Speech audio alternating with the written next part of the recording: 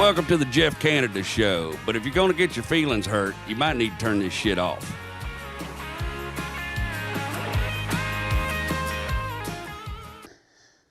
All right, y'all. Hey, welcome to another episode of the Jeff Canada Show. I think this is episode 12.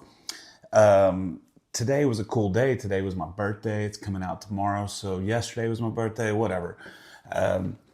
My birthday was a great day. I woke up to a million messages. I woke up to my lady hijacking my Facebook page and writing a very, very, very sweet post about me. And it steamrolled from there.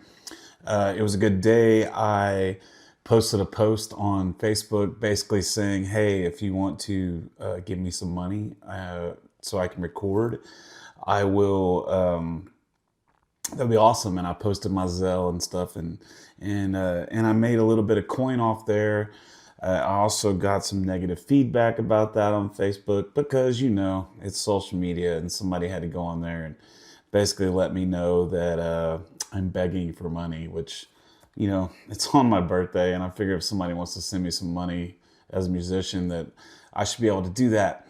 But some people view that as begging or whatever.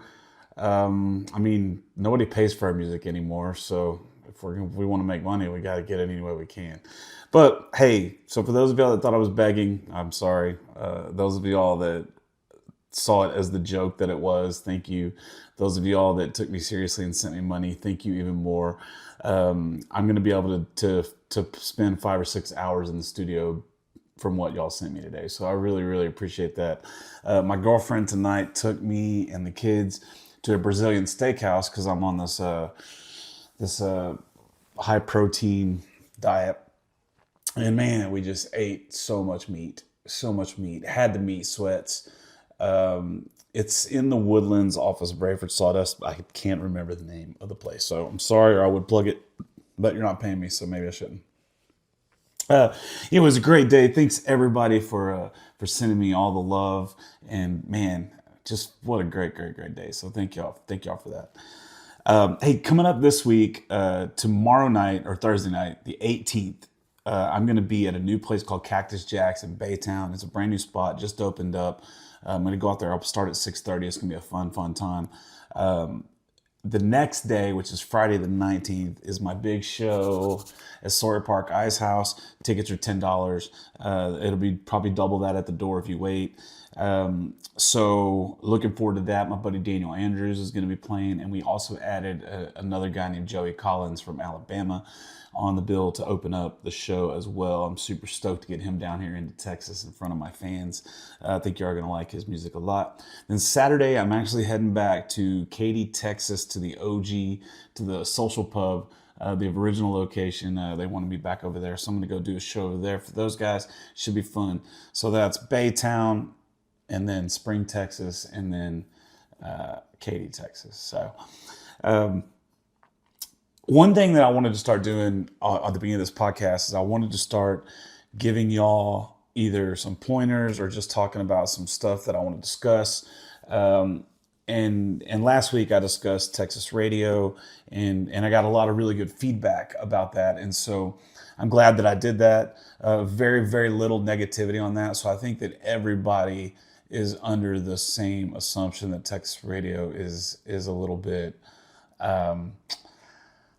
iffy and needs to be kind of sheared up or straightened up through various ways. But this week, what I wanted to talk about is break music.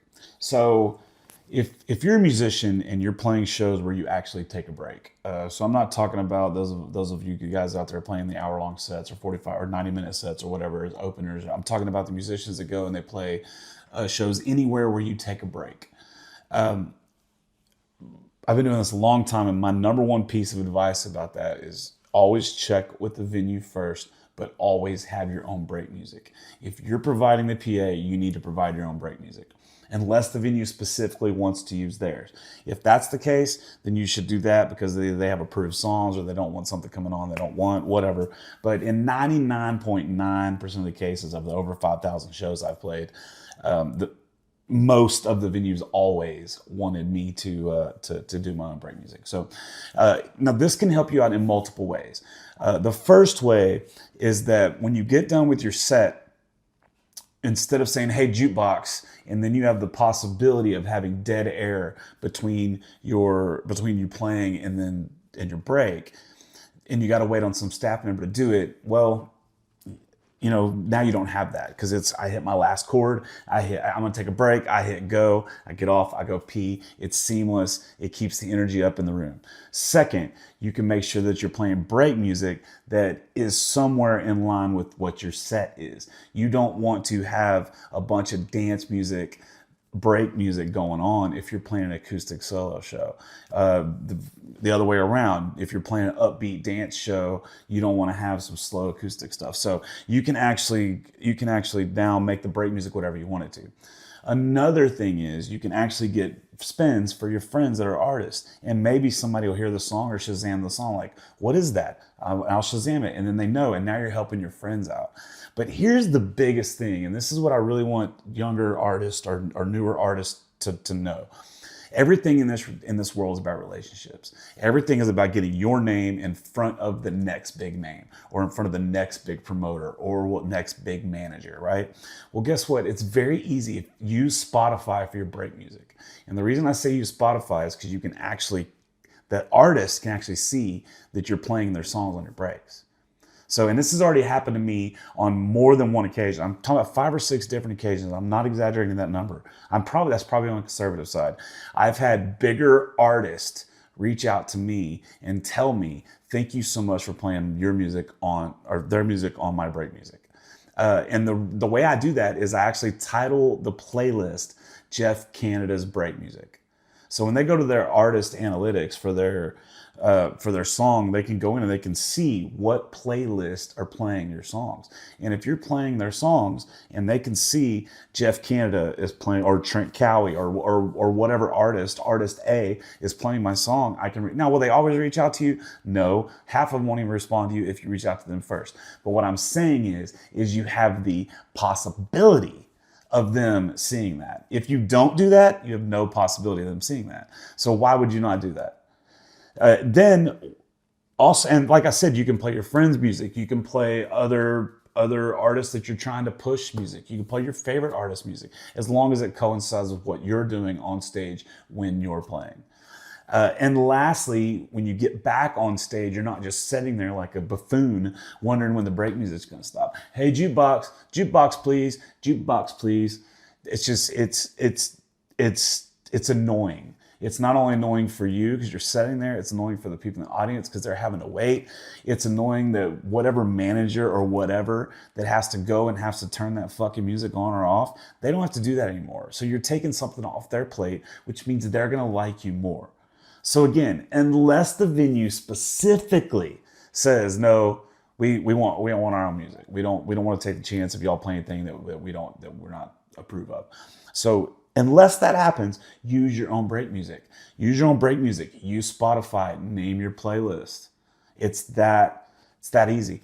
It's just the little things like these. If people will start doing these, you'll see your name start to grow like mine has started to grow.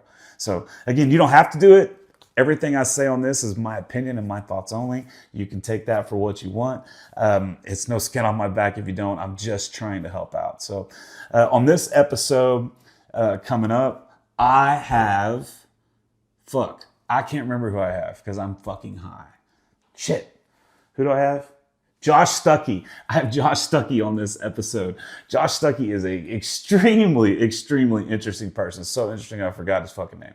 But that's beside the point. I never met him before this episode. The guy was a captain in a pilot, a medvac pilot in Fallujah in the initial invasion of Iraq.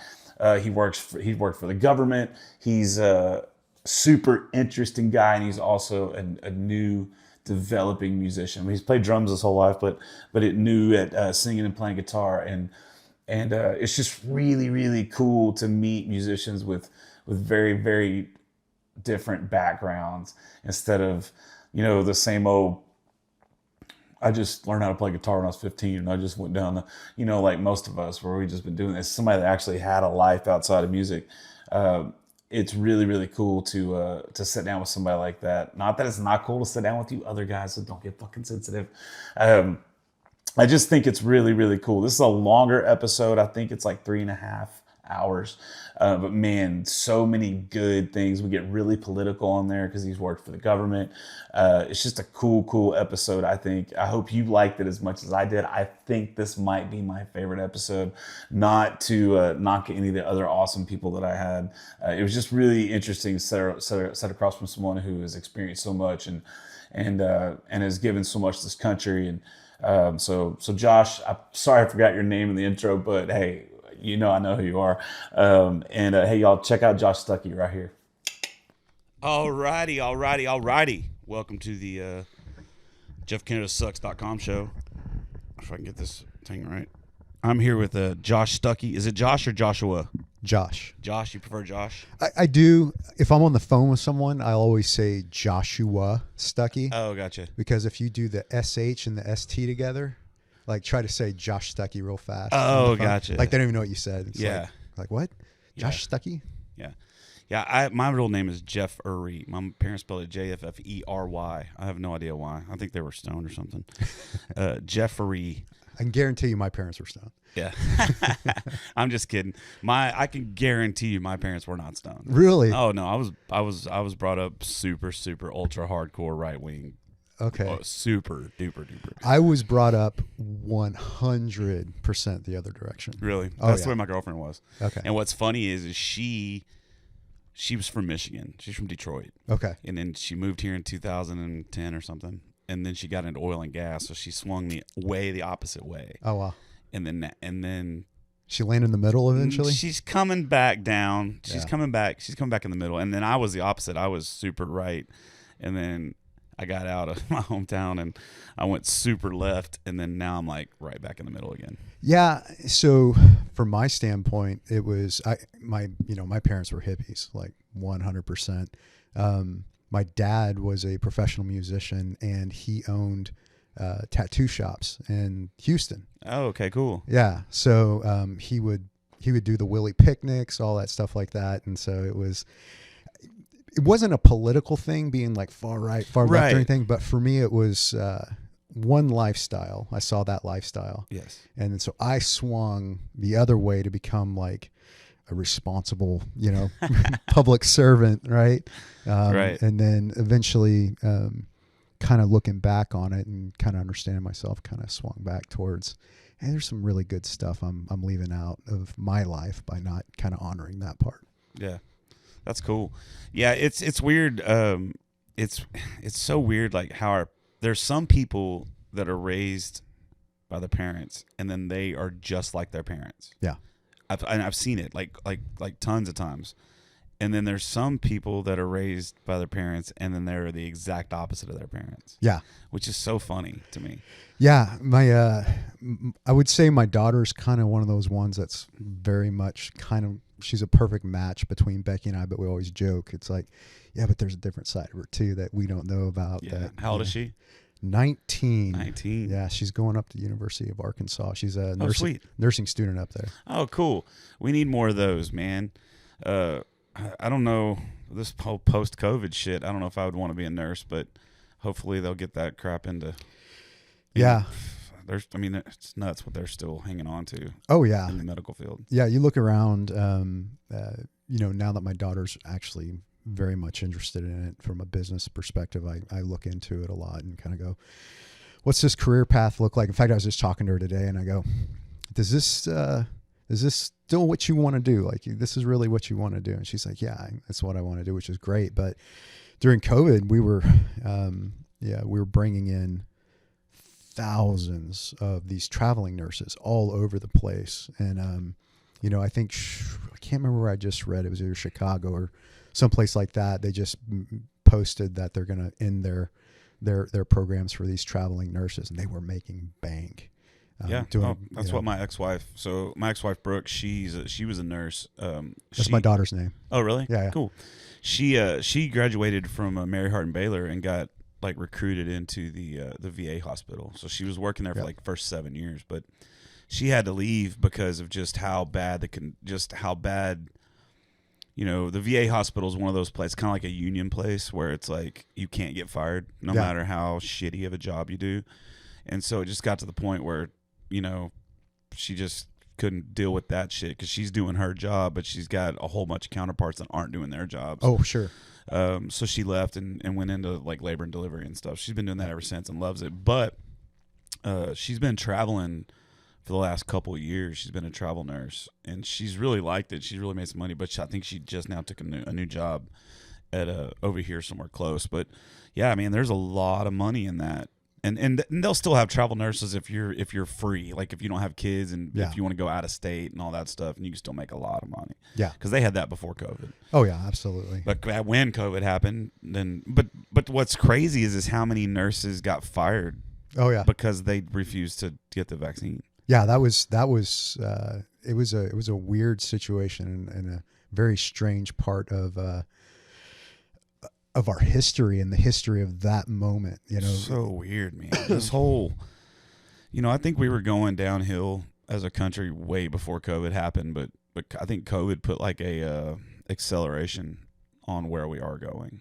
And don't get me confused. I love my country. Oh yeah, I love my country. I mean, I joined the Army. I didn't make it at basic, but I joined the Army in what year? 2000. I joined 3 months after 9/11. So 2002 is when I went into basic training. Okay, where'd you do basic? Fort Sill. Fort Sill. Yeah, I broke my leg in basic, and so they gave me a medical. Just okay. Like basically, it's like I never went in. Got That's it. really what it is. It's like they actually called it a pre-existing injury because I was hurt before I left. Okay.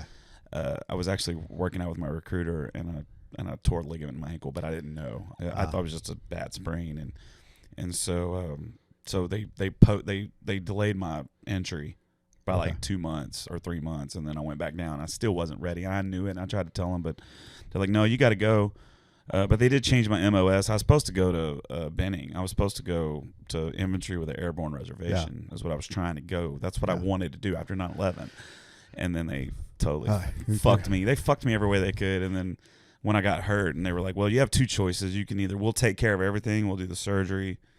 We'll do all this, but you got to stay on base. Yeah. And you basically have no privileges. You got to sit here till you rehab it. And then you recycle through basic, which wasn't a big deal. I was 23. And so you're not, I mean. Did you ever go to Susie's barbershop? No, I was literally there for 4 weeks, maybe 5 weeks as tops. So we were there probably roughly the same time. So I was a medevac pilot out of Fort Hood, and Fort Hood covered down on Fort Sill. So we would go up there for a couple months at a time. I mean, usually it was a few weeks at a time, but we would rotate out and, any time that those are some of my first medevac missions, like real world missions, were out of Fort Sill. That was kind of a wild place, but I always remember Susie's barbershop was on the commander's do not go list. And I would constantly, my guys were all TDY and stuff like that, and they would use the do not go list as like this is where we should go list, right? Why is there a barbershop with a do not go list with the post commander? Let's go get a haircut, right?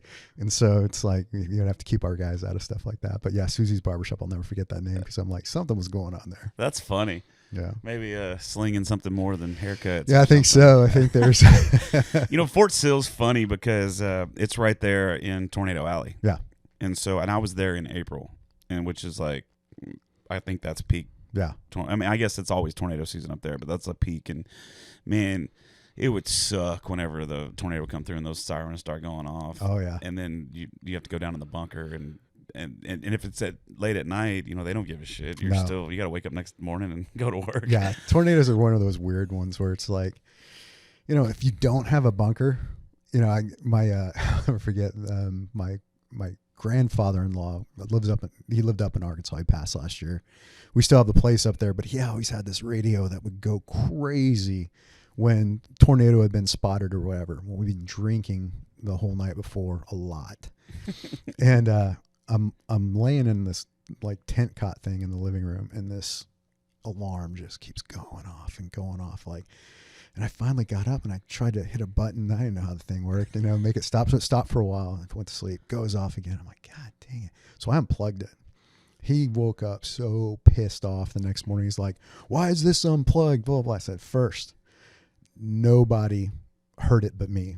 Second, we don't have a basement, a bunker, or anything. So knowing it's coming doesn't change what it's going to do to us. So he's like, that's actually good reasoning. And he quit being pissed. But yeah, I mean, they say if you go stand in like a door frame or a closet or under a staircase or something like that, you'll be all right, maybe. But I don't know. I think I've seen hurricanes do some crazy shit. But what's nuts about hurricanes is you'll see them go through a neighborhood and they'll tear down 3 houses and leave one standing. Yep. Like not like almost untouched. Yep. It's so weird. It's so strange how those things work. Yep. Finger of God, man. Yeah, it's just nuts, man. I prefer the hurricanes. That's why I like living here, because then at least you can prepare and get out of the way. Or... As much as you can. I was for I guess about 5 years. I was Harris County's floodplain administrator. So yeah. What years were those? Let's see. Probably 2011, 12, 13, 14, 15. So before Harvey. Well, so actually I want to say I was still the floodplain administrator during Harvey, because I had transitioned jobs, but it was still underneath my scope. Yeah. I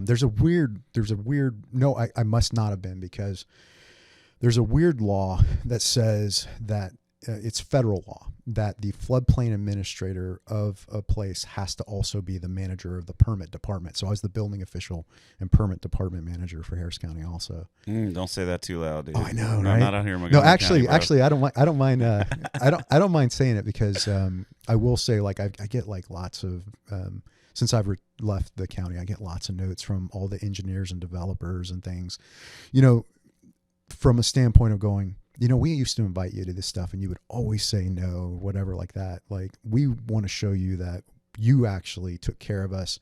Come on out to the rodeo. Come on out to this. These things you couldn't do when you were a public servant. We still want to invite you to those things. And because my job was, when I got there, was to really transition it. It was struggling, to say the least. And so, I mean, it's Harris County. Everything about Harris County is struggling. Oh man, you have no idea. But yeah, so when Harvey hit, I was anytime there was a disaster, I was automatically the deputy incident commander for recovery of every single disaster. That was finally the straw that, like, from my standpoint, I was like, I need to find a different career. Like, it was, I'd done the military for so many years and was, deployed so much, and, told the wife, hey, we're going to leave the military and we're going to have a more normal life. And then these disasters kept happening. Yeah. And then so Harvey, I was not even home for, 3 or 4 months. I wasn't home, just constantly back and forth between the EOC and my own operations cell to do recovery. And it was after that I was like, I had a good conversation with the county engineer and with the CFO for the county. I was like, I think I want to go the CFO route. And so I got great opportunity to run all the capital programs for the county for a while. Sweet. So you graduate high school when?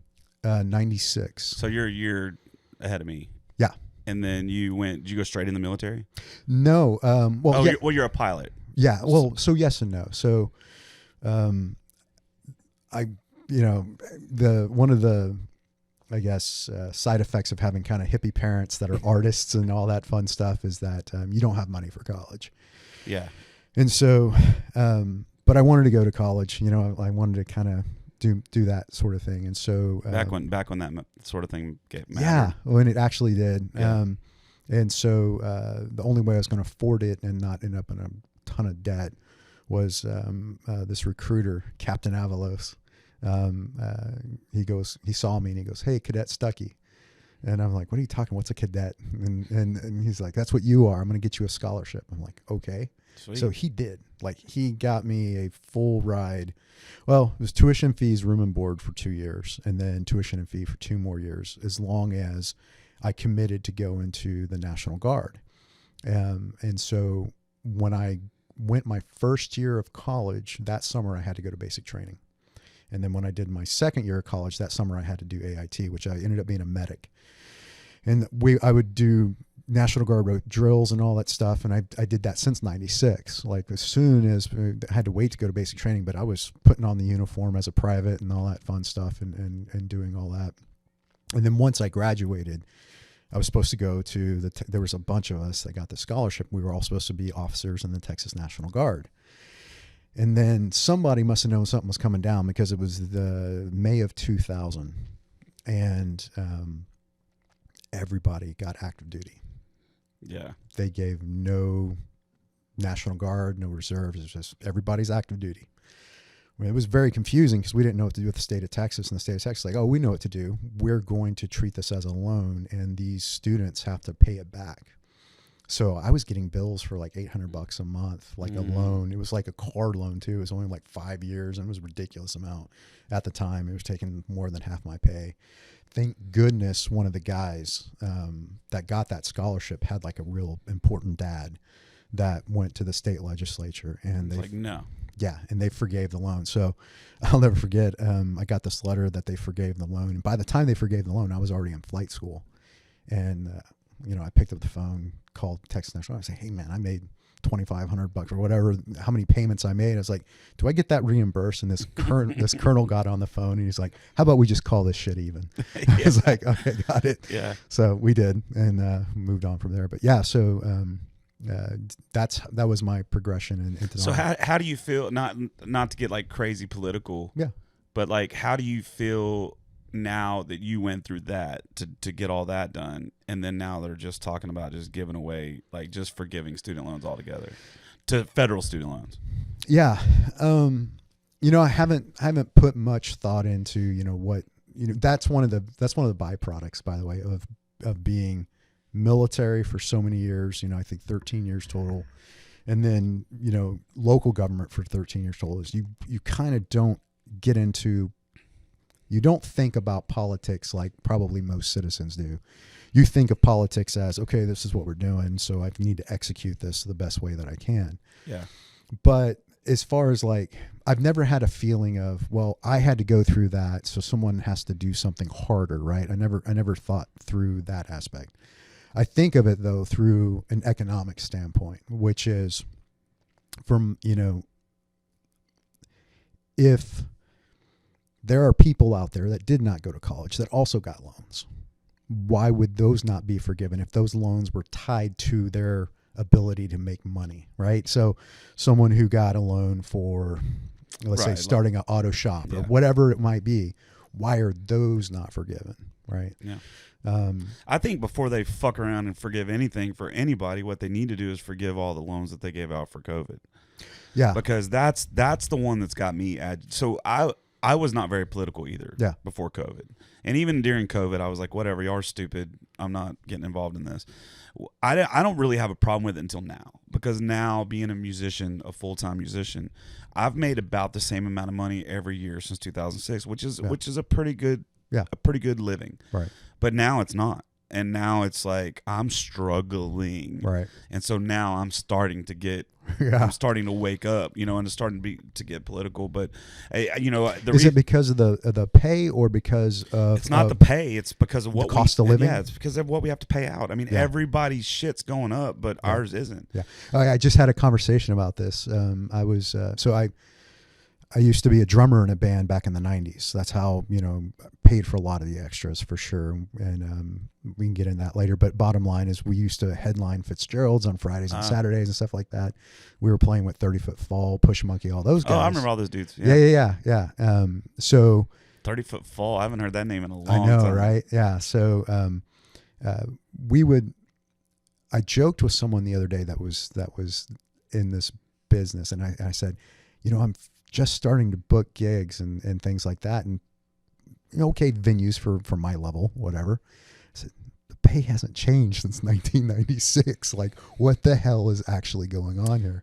Now, on that side of things, I look at that. I look at that from the product standpoint. Yeah. Okay, so if you're doing the things that you need to do to grow your product, the pay goes up. Right. Like, my pay has gone up substantially per show. Yeah. I don't play as many shows as I once was. Right. so per show, you know, I'm making the same amount playing 3 days a week as I used to play like 6 days a week. Is basically what I'm saying. Yeah. So, but it's, you know, no, the pay hasn't gone up, but the pay has gone up. Got it. So it just depends on your product and what you're putting out there and what you can offer. You know, if you're just an original band, like back in those days, I remember though back in those days. Yeah. Like I was in a band called Jezebel's Tree back in the day. Okay. And we opened up for Blue October and Nice. all of those Houston bands. Were you guitar singing or? Yeah, I play guitar and sing Okay. and wrote all the songs. And Yeah. it was more of a rock band than it was a country band, but we weren't really. We were, you know, we thought we're doing the right things and we want to be something, but none of us really did. You know, we really weren't putting a ton of effort into it, if that makes sense. Yeah. We weren't growing a brand. We were just out playing shows. And we weren't helping ourselves either. That's what I mean. Yeah. And so it's very hard. And, you know, we're getting fucked up every night. It's just very hard to, we're very few bands back in that time were treating it as a business. Yeah. You know? It was, I joke about this all the time, you know, the early 90s, late 90s Houston rock scene was actually quite unbelievably talented. I mean, it was crazy. We were good and we were headlining, we were opening up for big acts, but we would headline stuff. We had a great marketing to ourselves because we were smart about, you know, you got a bass player who's also on the water polo team. Hey man, why are you wearing your shirt? Take it off. Right. Yeah. You know, we brought a lot of the chicks, which brought a lot of the dudes. And so, you know, our songs were great, but we had a really strong crowd. But you know, what was crazy is we're also out there flyering and we'll see, you know, flyers of other bands and we put our flyer down or whatever. And then somebody come back, rip our stuff. Oh yeah. It was cutthroat as fuck back then. We couldn't get past ourselves to realize what we had and go, hey, if we all actually work together, this shit could be actually really good. Oh, it's the same as what it is now. Yeah. It's the same thing now, man.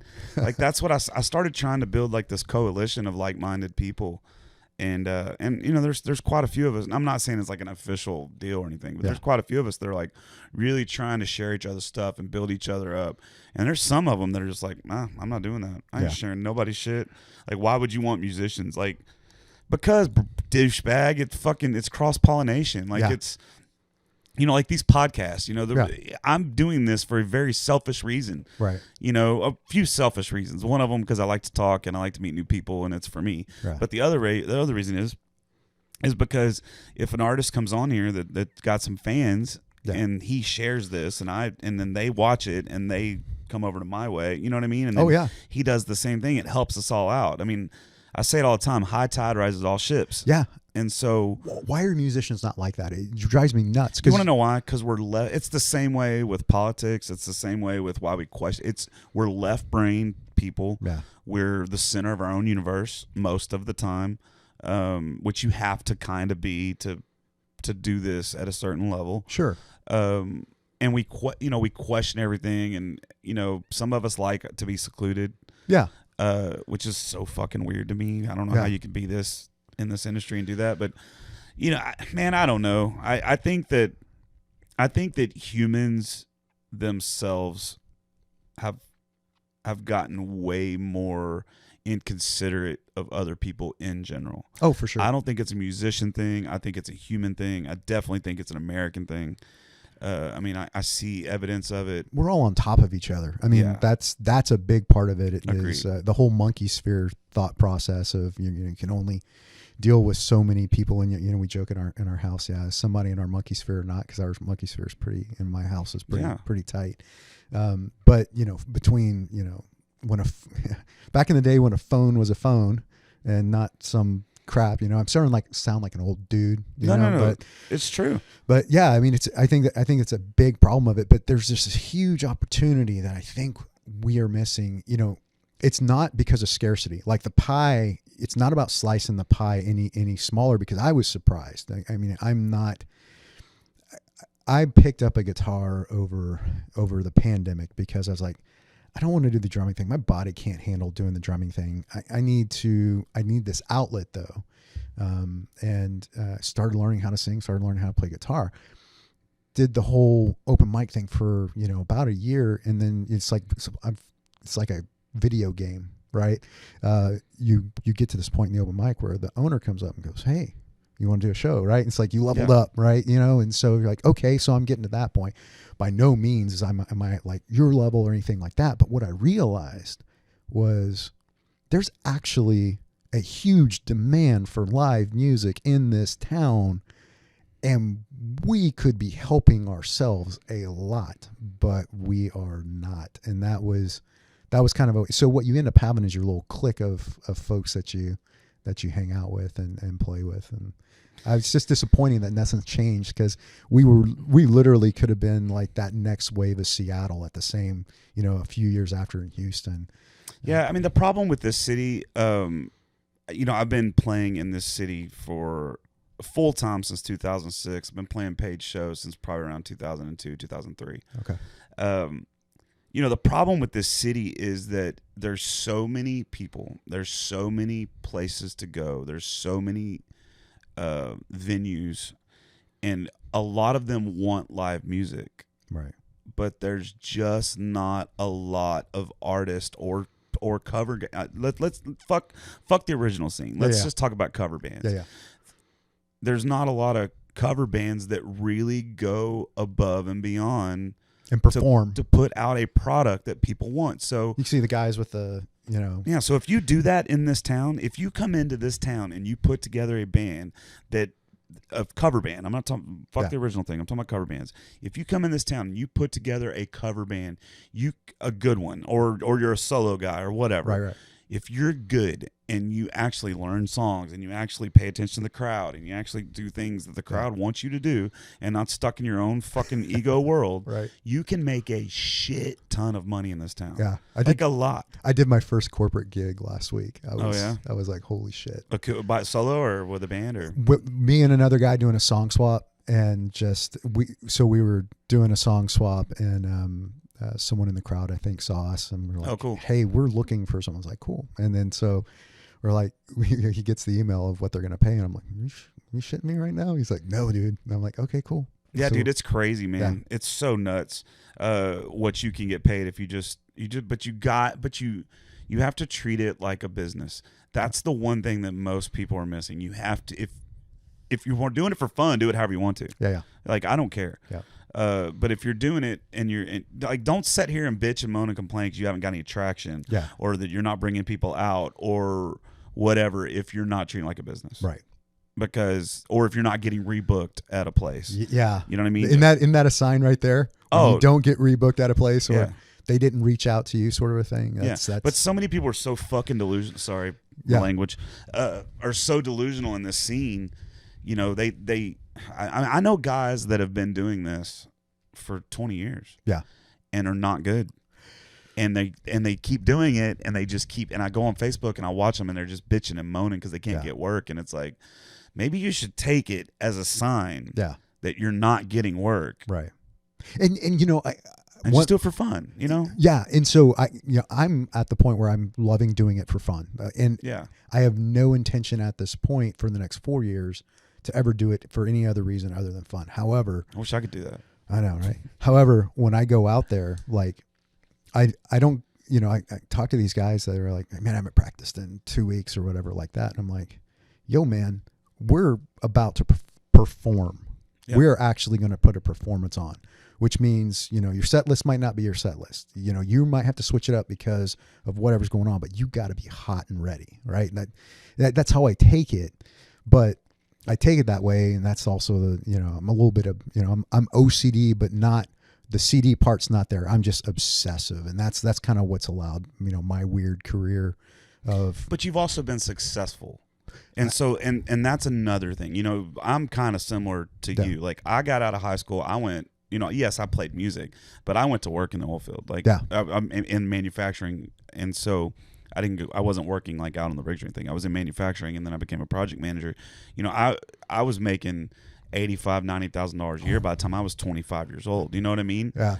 23, 24 years old. That's enough money to get in trouble. Right. So it's like, well, I was already married and had a kid and shit. Okay. All right. But it's like a lot of these musicians, they've just played music. They haven't actually gone out and had to be successful in an environment, you know, a structured environment. Yeah. It's just been more of a fly by the seat of your pants, make money, and so they don't have that ground. They don't have that base to set on to be like, you know, bosses and drug tests and you know, go down the list of all that. I mean, you look at my life and you know, my brother was joking with me about this. He goes, man, you might actually have a shot at whatever you want to do in this because you know how to take something, break it down, and make it successful. And you did it all in reverse.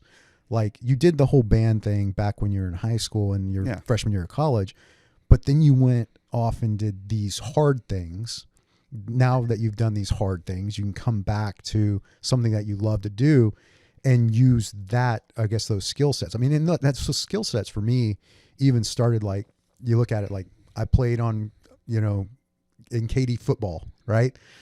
I played for Katy football for 4 years. You know, that's a thing. It is a thing. And, you know, and for anyone not in the Houston, Texas area or whatever, you know, you might not understand that, but you know, you play in that system and, you know, you probably leave with less, you know, with a few head injuries, but whatever. Yeah.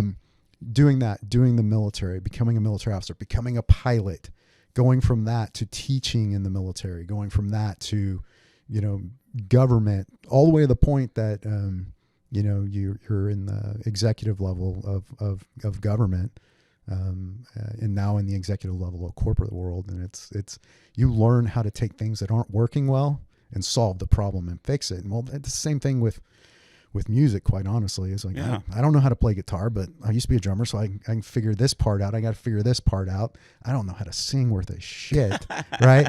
But I do know what might sound good. You know, like how I taught myself how to sing, like my wife and daughter were like sick of it. They're like, please stop. And I was like, well, I'm about to make it worse because I think the only way I'm going to fix this is take a monitor and point it towards me and sing until I can figure out that sounds okay, right? Yeah. Yeah, it took months. I tell people all the time that there's a lot of artists that or a lot of people that whenever they, you know, they're sitting in their room and they're playing guitar and they're singing, they sound great. Yeah. But it's just such a different animal doing it on a PA.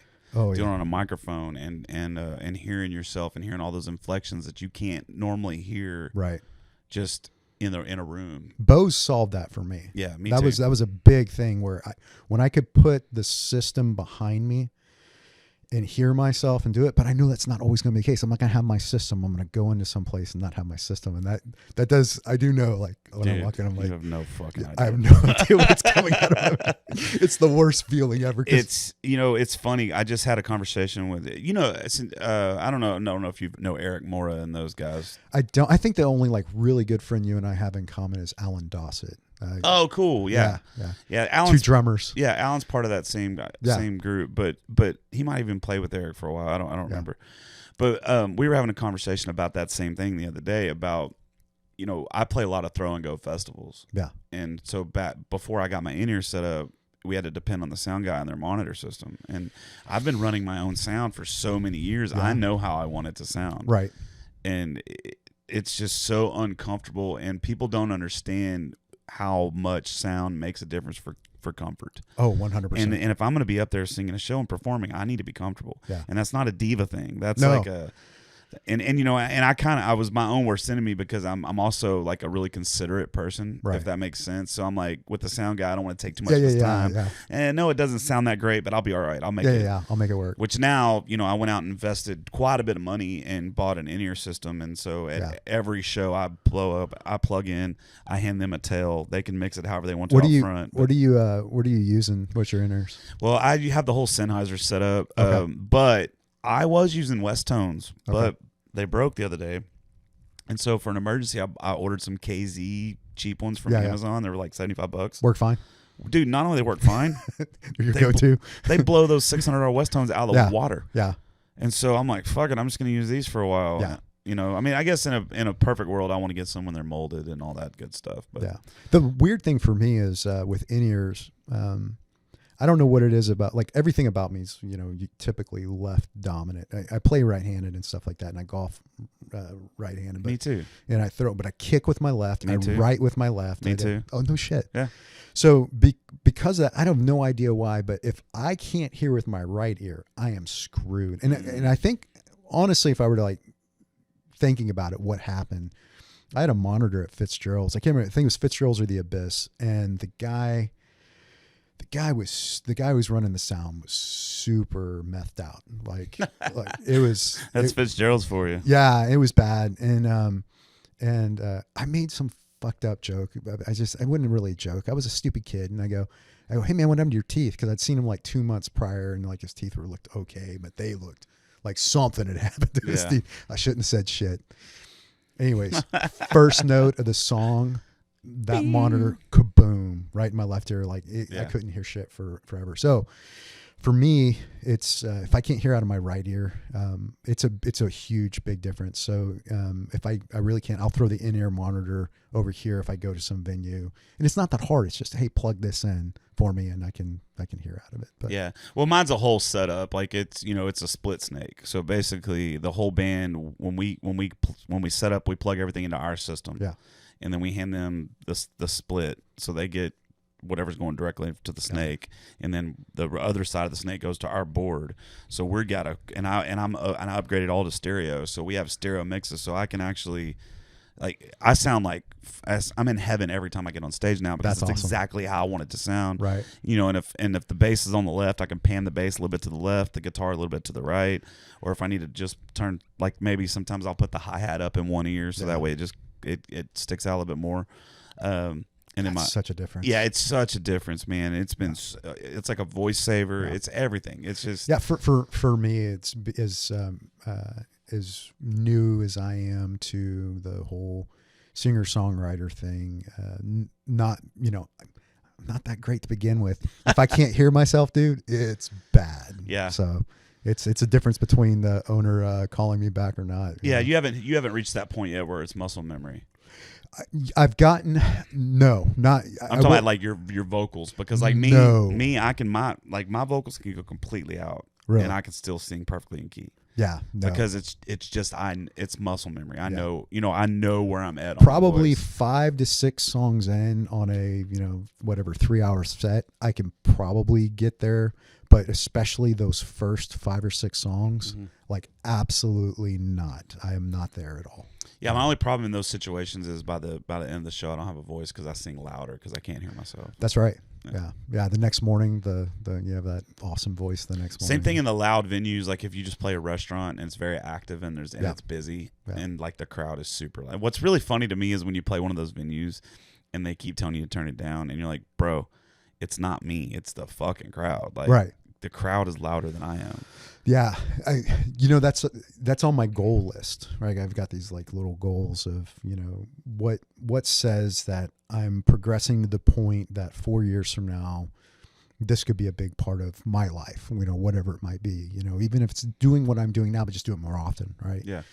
And one of the goals I have is, do you have the ability to go into almost any crowd? There's one place, I'm not going to mention the name of the place, but you could get a beer and cocaine if you like at this place, right? I know a ton of those places. Yeah.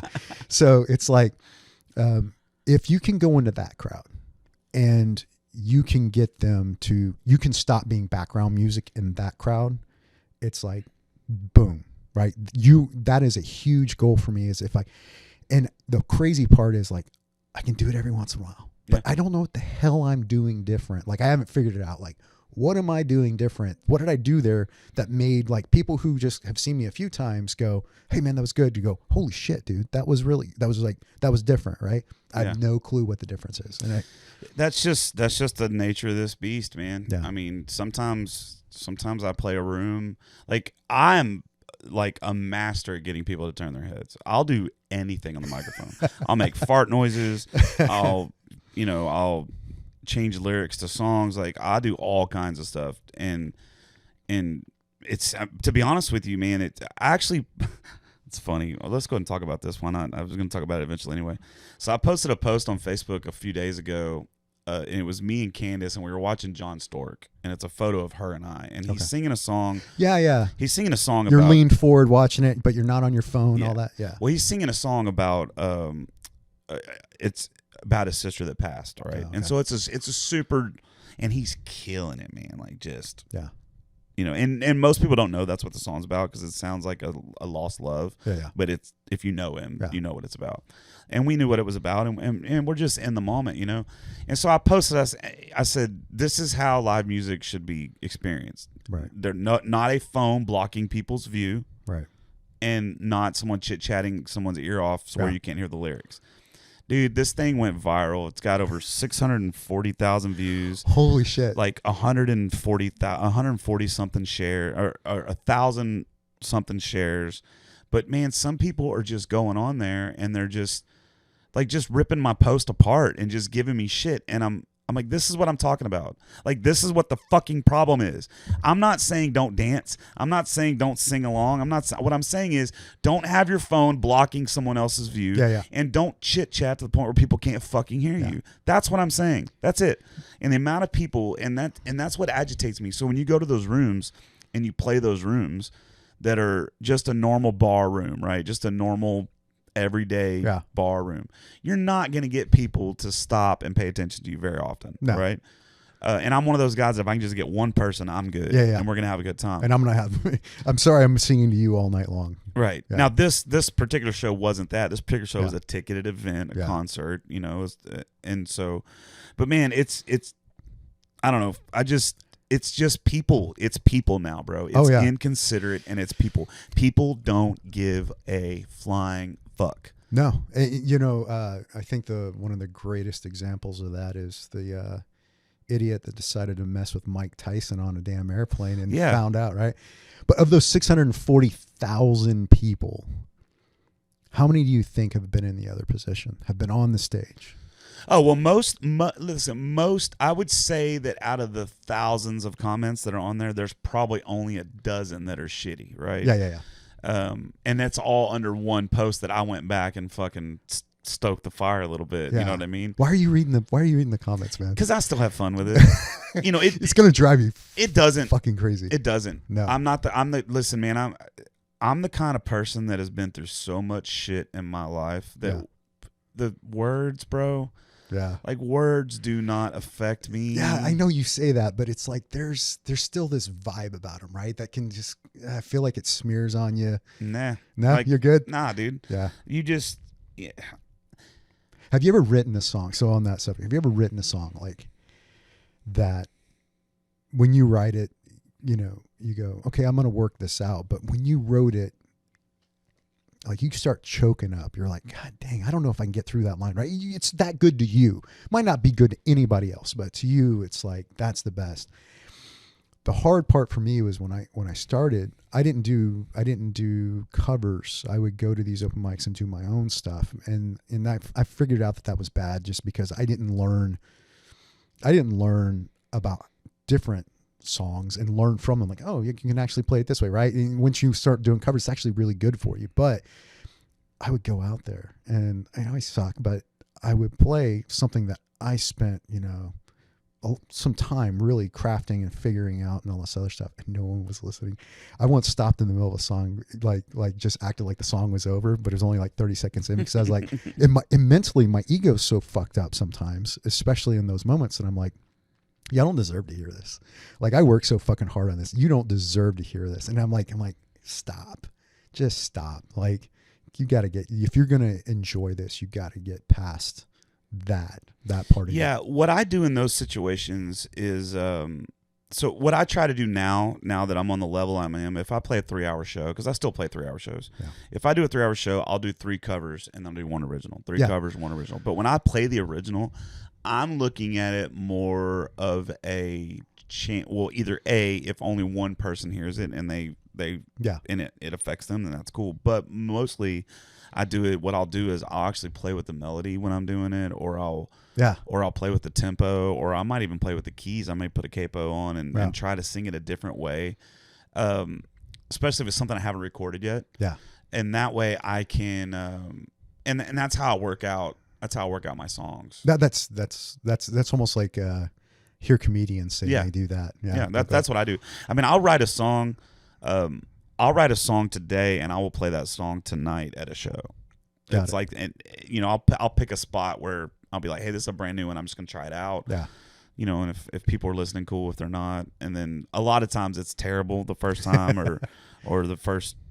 And what I'll usually do, and that's how I'll know if I want to record one, because Yeah. I'll play it live 30, 40 times, Got it. and then I'll be like, all right, this one I'm going to record. Yeah, because you can see the reaction from the crowd. Listen, I don't give a flying fuck about the crowd when it comes to my originals. Okay. It's hard to say that because I do care about my fans. I say this all the time. Fans are the biggest part of my journey. I love them to death. I love my fans, Right. and I will do anything for them. But I don't give a fuck about the crowd when I'm writing, when I'm recording, when I'm playing. Like if I'm playing a cover, then I do. But mostly it's I just perform. I just perform from my heart. And if you do that, the crowd they're gonna be on your side every time. I will say it does feel better if somebody comes up to you and says something about something original that you did. They come up and like, hey man, that line, like I've thought about that a lot or whatever, like that, versus going, hey, I really like what you did with that song, right? Or someone else's song. The one when it's about the original for me is just like, yeah, that's what I'm looking. That one thing will keep me going for. And that's the thing. See, so human nature, and I used to fall into this trap sometimes, but like human nature is, if you do 100 good things and you do one bad thing, the one goat, everyone focuses on that bad thing. Yeah. Same thing with a negative comment. You can have thousands of positive comments. One person puts one comment, and we take that into consideration. And it's like, but what you really have to do is you have to think to yourself, wait, hang on a second, like that's stupid. An example of that is I've talked about this before, but I have a few musicians in this town that do not like me at all, and that's okay, that's fine, and I don't like them either. It's like a mutual thing. How is that possible? Yeah, well, do you not? If it didn't have to do with not paying somebody, like why the fuck would somebody not like because you? I'm open and I'm honest and I wear my emotions on my sleeve, and if I got a problem with something, I say it, and if I don't hold back. I'm just me. Yeah, but you seem like someone that also, okay, cool, you feel that way, let's talk about it, and you talk about it. 100%, man. Yeah. And I bring that up on here and on Facebook, and if you're out there and you have a problem with me and you want to have a conversation about it, drop me a line. Yeah. We can do it here. I don't care. Like Right. whatever. Like we can have, it happens all the time. But again, some people are just so in their own universe that they don't. Yeah. And one of the ones that has an issue with me, he's just a judgmental fuck. He's just a judgmental fuck. He's got a problem with everybody, and so, like whatever. But what I was saying is like, so for a long time I was focused on those few negative things, right? But then I played my show at Do-Si-Do recently, and there was like 30 musicians that paid money to come in and see me play there. That's awesome. And it's like, hang on a second. Why am I bothered with these dipshits? Right. Whenever I got same thing with the negative comment. I got 1,000 comments telling me that they agree with me and how they wish that people would put their phones away and live more in the moment. Yeah. And I got a few dipshits that want to argue semantics because I said this is really what it was. It's because I said this is how live music should be. Okay, so I was called a gatekeeper. That's a gatekeeper. I'm like, no, you fucking idiot. That's not a gatekeeper. A gatekeeper is when someone has power and they don't let you through the door. Right. That is a gatekeeper. Yeah. You know what I mean? Like a radio program director is a gatekeeper. 100%. Somebody posting their fucking opinion on Facebook is not a gatekeeper. No.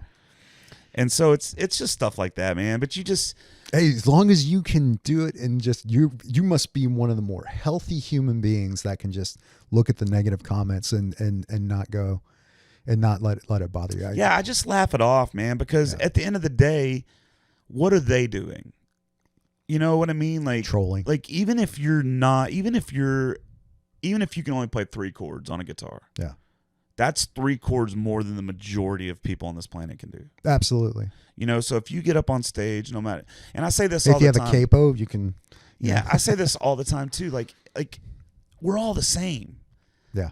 yeah, we might be on a different rung of a ladder in our career, Right. but that doesn't make any of us better. It doesn't make anybody. We're all the same. Right. And those are the people that have issues with me because I call them out because they don't treat people the same. Right. Where I treat everyone equal all the time. Like, I don't care who you are. When we meet, we're buds. Yeah. Until you give me a reason not to be a bud. I just never understood looking at music as a competition. Like Me neither. I almost refuse to watch things like The Voice and stuff like that because you automatically just look. It's already a competition. Some musicians are going to get paid more than the other. That should be the end of the competition. Yeah. Just stop it. Yeah. Yeah. Yeah.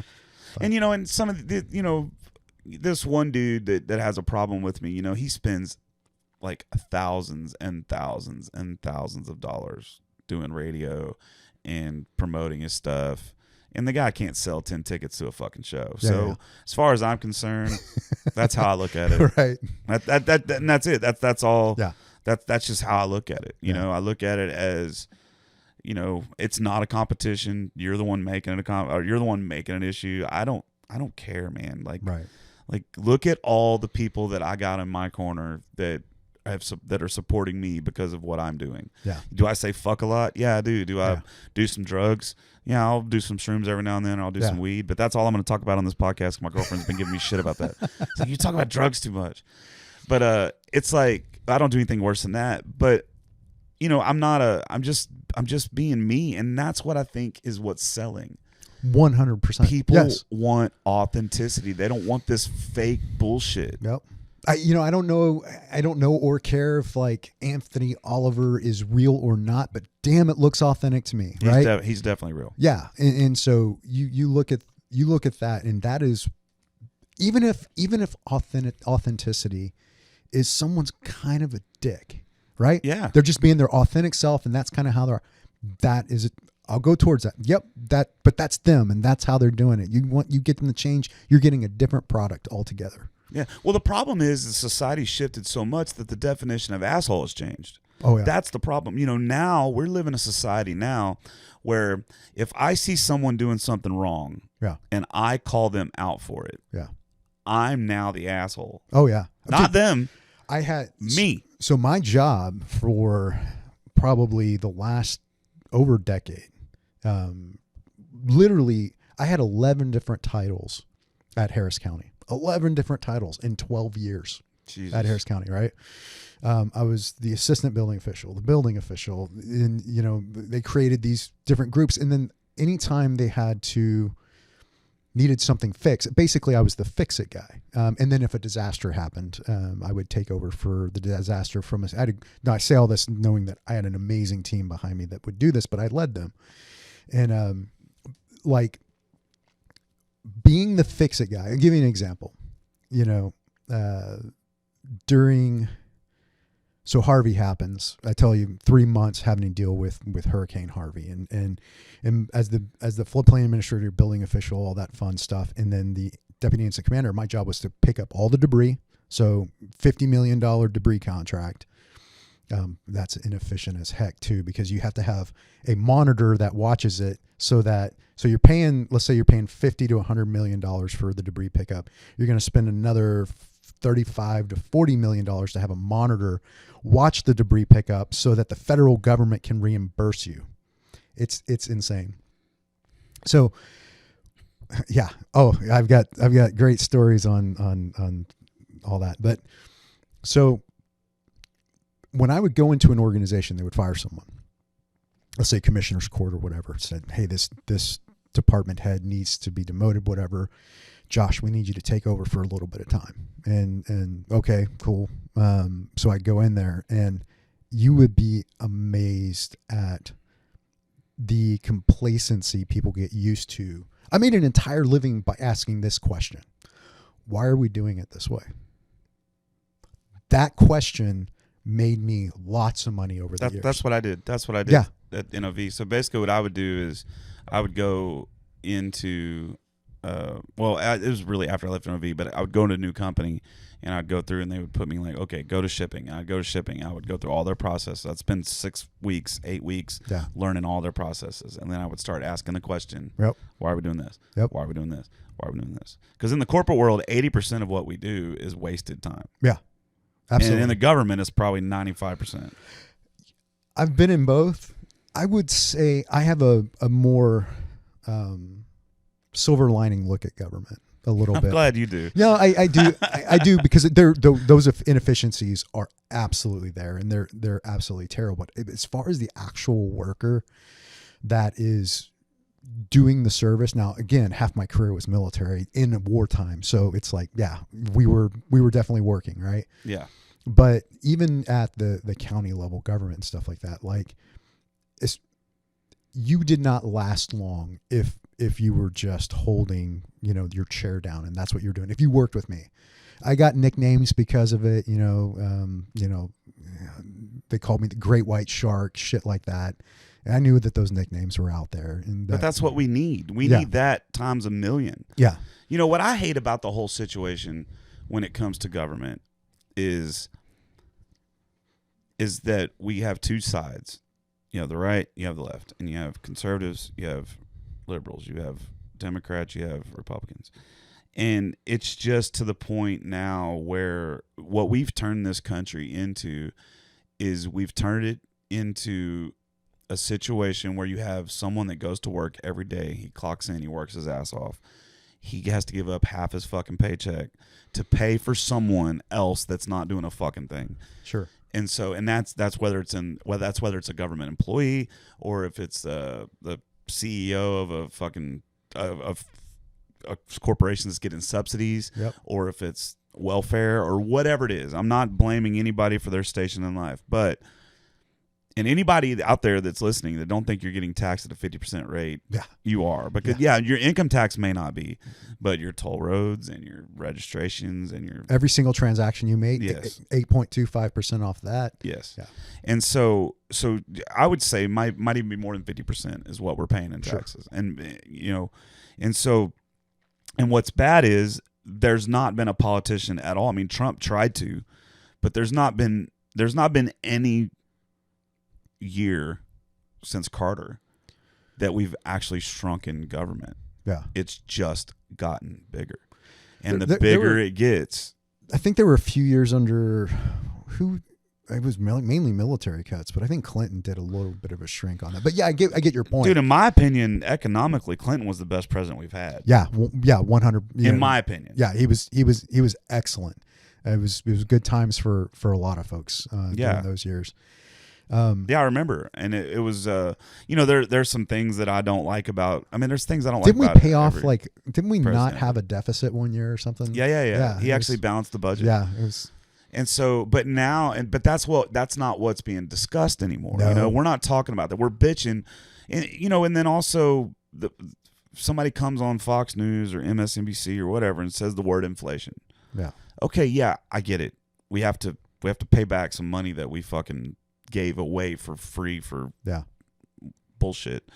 But this isn't just inflation, man. This is unchecked crony capitalism. Yeah. That's where we are right now. Yeah. Because these corporations are making record profits right now while you're going to the grocery store and suffering. Right. It's not the government that did that. Right. It's the corporations. Well, yeah. And so that's why I get really, really mad at the right, and then I get really mad at the left. I think until somebody comes in and starts like a freedom party or a common person party. I'm not talking about communism. I'm not talking about that. But somebody that's going to speak up for us middle 80%. We're the ones footing the fucking bill. But we have to speak up first. We have to. But I just don't. But how? I don't see it happening until something is so detrimental. Like right now, people are going to bitch about it. Right. Yeah. Now this sucks. I've got to pay this. I got a 3% raise at work, and there was a 10% increase in cost inflation. At least the stuff I buy, was, 10% increase in that. Right. Well, just car insurance. Yeah. Oh, don't get me started. So veteran, right? Which insurance you think I got? Probably the same shit I got. Yeah. Yeah. Progressive. Oh no. The whole USA thing. Right? Oh, okay. Yeah. Oh man. I am not happy with USAA, so I won't, this public forum or whatever like that. But the only thing I'm happy about still in this country is the fact that I can still carry a firearm. Yeah. Right. I can still go hunting. I can still go hunting. I can still tell someone to go fuck themselves. Yeah. Like those are all the good things. Right. Like we still are somewhat of a free people. Yeah. You can still hustle. but we're also slaves. Yeah. We're slaves. We're slaves to the fact that there's only two types of cell phones out there. That's Androids or iPhones. You have to go with one of them. There's no. Yeah. We're slaves to the automobile industry. You have to have a car. You have to have a car, and you can't get a truck now for less than $50,000. Oh no. But you have to have one. I have to have a truck. Right. My truck has to pull my trailer. Right. I cannot go down and buy a fucking $20,000 No. Camry or not even like whatever. Yeah. The lowest level, whatever they got out there. Or an EV. Yeah. So we've set up society where you have to have certain things, and those things now are so expensive that you have to work more. And so that's basically where we're at now is, most families that have a dual household income, most that aren't single parents. Yep. So they both mother and father are out working their ass off every day. Their kids are at home playing fucking video games. Yep. They're going to a school system that sucks balls. Right. Like there's nothing Like good. all the good teachers quit. Yeah, there's nothing That good was one about thing our the education pandemic system. created, probably the largest turnover of our teachers out there. Well, why would you want to be a teacher? No. Why would you want to go to school for 4 years Yeah. to become something, to deal with a bunch of little fucking shitheads that don't care, a entire educational system that's set up against you? Yeah. I mean, My wife went to school for 6 years to be a speech pathologist, and she's that in a school district. And the amount of overwork that they're at without being able to actually get them help that's it's in there. insane. Oh yeah. And so these are some of their best and their best and the brightest. And so what we're going to end up with is you will have a have and have nots in the education system, because guess who's figuring it out? The people who are have these private schools. They're like, oh, cool. We're going to grab all those great teachers, bring them into our system. Pay them $150,000 a year instead and of. so if you want to talk about this, the wealth gap, wait till we start seeing the education. Oh, you've gap. already seen it. Yeah. It's already there, man. The school's a joke. My oldest kid, he's 24, and there's no way he should have fucking graduated high school. There's no way. He didn't do shit. He didn't do nothing for the whole time, bro. He would Sure, he's gonna love to hear this. for 8 weeks. Oh, he'll tell you. Yeah. For 8 weeks, that little shithead wouldn't do nothing. And then that 9th week, he would buckle down, and he would go through, and he'd get all C's. Yeah. And he would do that every 9 weeks. So basically, how many ever 9 weeks there are in a school year? 6? Yeah. So for basically 6 weeks out of the year, Yeah. my kid would do something. Right. And he still passed. There's a problem with that. Yeah. Like you got all these parents out there that are against homework. Yeah, I understand you're against homework because it doesn't make any sense. I understand that. But guess what? When you get out in the fucking real world and you have to do shit that doesn't make any sense. Yeah. All the time. Like I have to do I'm my own boss, and I have to do tasks that I don't want to do. Yeah. All the time. And I would say that from, raising our daughter, we were somewhat the helicopter parents a bit. But we always had that fine line with school of what are they supposed to educate our kids on versus what are we supposed to educate our kids on? So I'll give you another side of the coin on what you're saying. We had this issue at our school with our daughter when she was like, I don't know, 5th, 6th grade or whatever. And it was this reading passage, and the whole grade failed the reading passage. It was terrible. And it was right before they had to do whatever their standard or star tests. I don't know what the hell they're called anymore, but they're standardized tests. They took that entire grade, put them in the library, and the principal and vice principal berated the kids and was like, you will do this. You will try. I mean, it was kind of batshit crazy. And so we started hearing about this. Our daughter came home crying. She's like, well, I don't know what, they said they're going to do all these bad things and all this other stuff. Right. So in my mind, that was that line. Like, look, I don't mind you telling my kid they either pass or they fail. I don't give a shit if they fail. They'll have to do it again. Right. The discipline for whether they pass or fail or whatever, outside of that, that's our responsibility.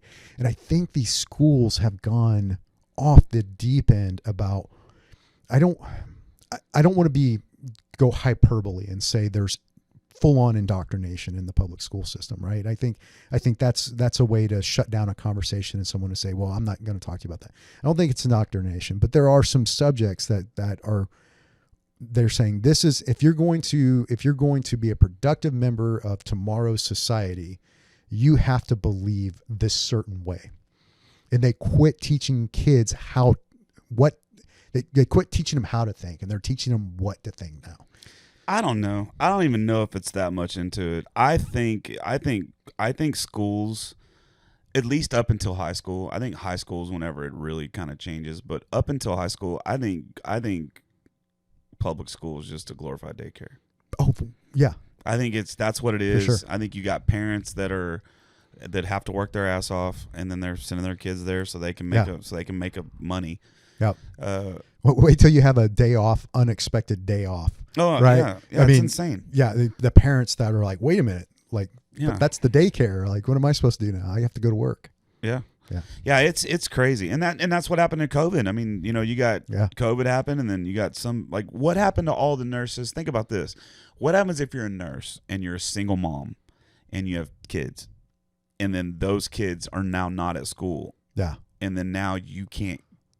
So basically, you want to go to work, but you got to have somebody watch your kids. Well, if you got 2 kids, put them in school. That's whatever extra money you were making for COVID, you're paying for somebody to come watch your kids. Yeah, it's just insane.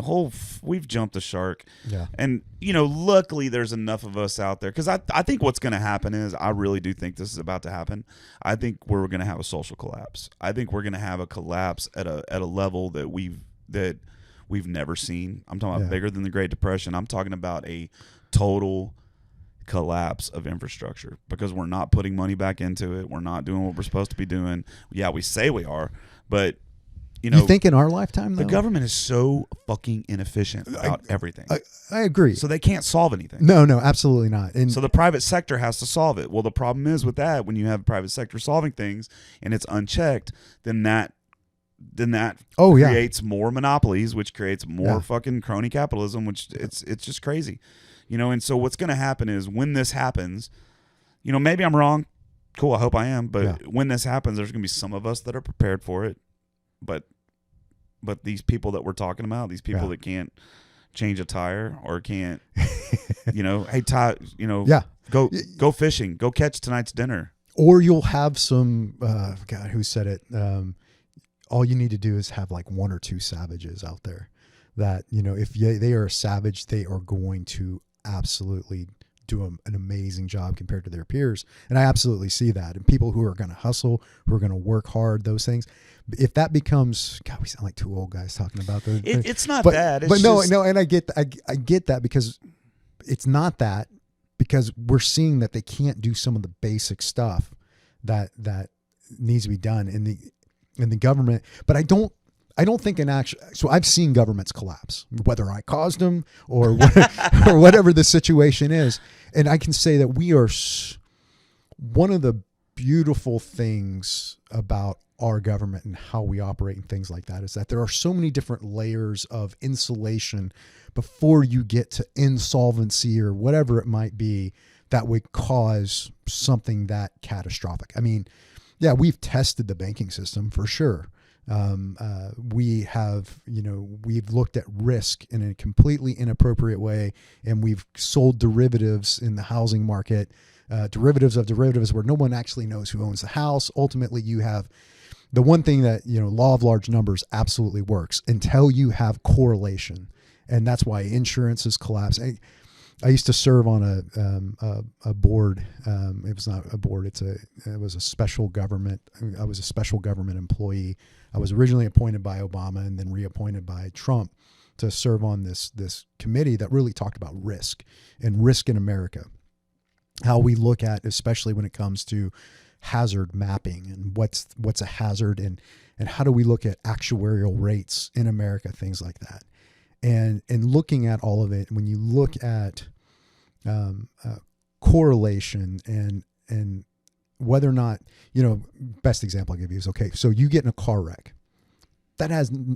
Car insurance is crazy expensive. However, it's also somewhat cheap comparatively on an actuarial rate, because law of large numbers, you get a whole group of people together to have car insurance.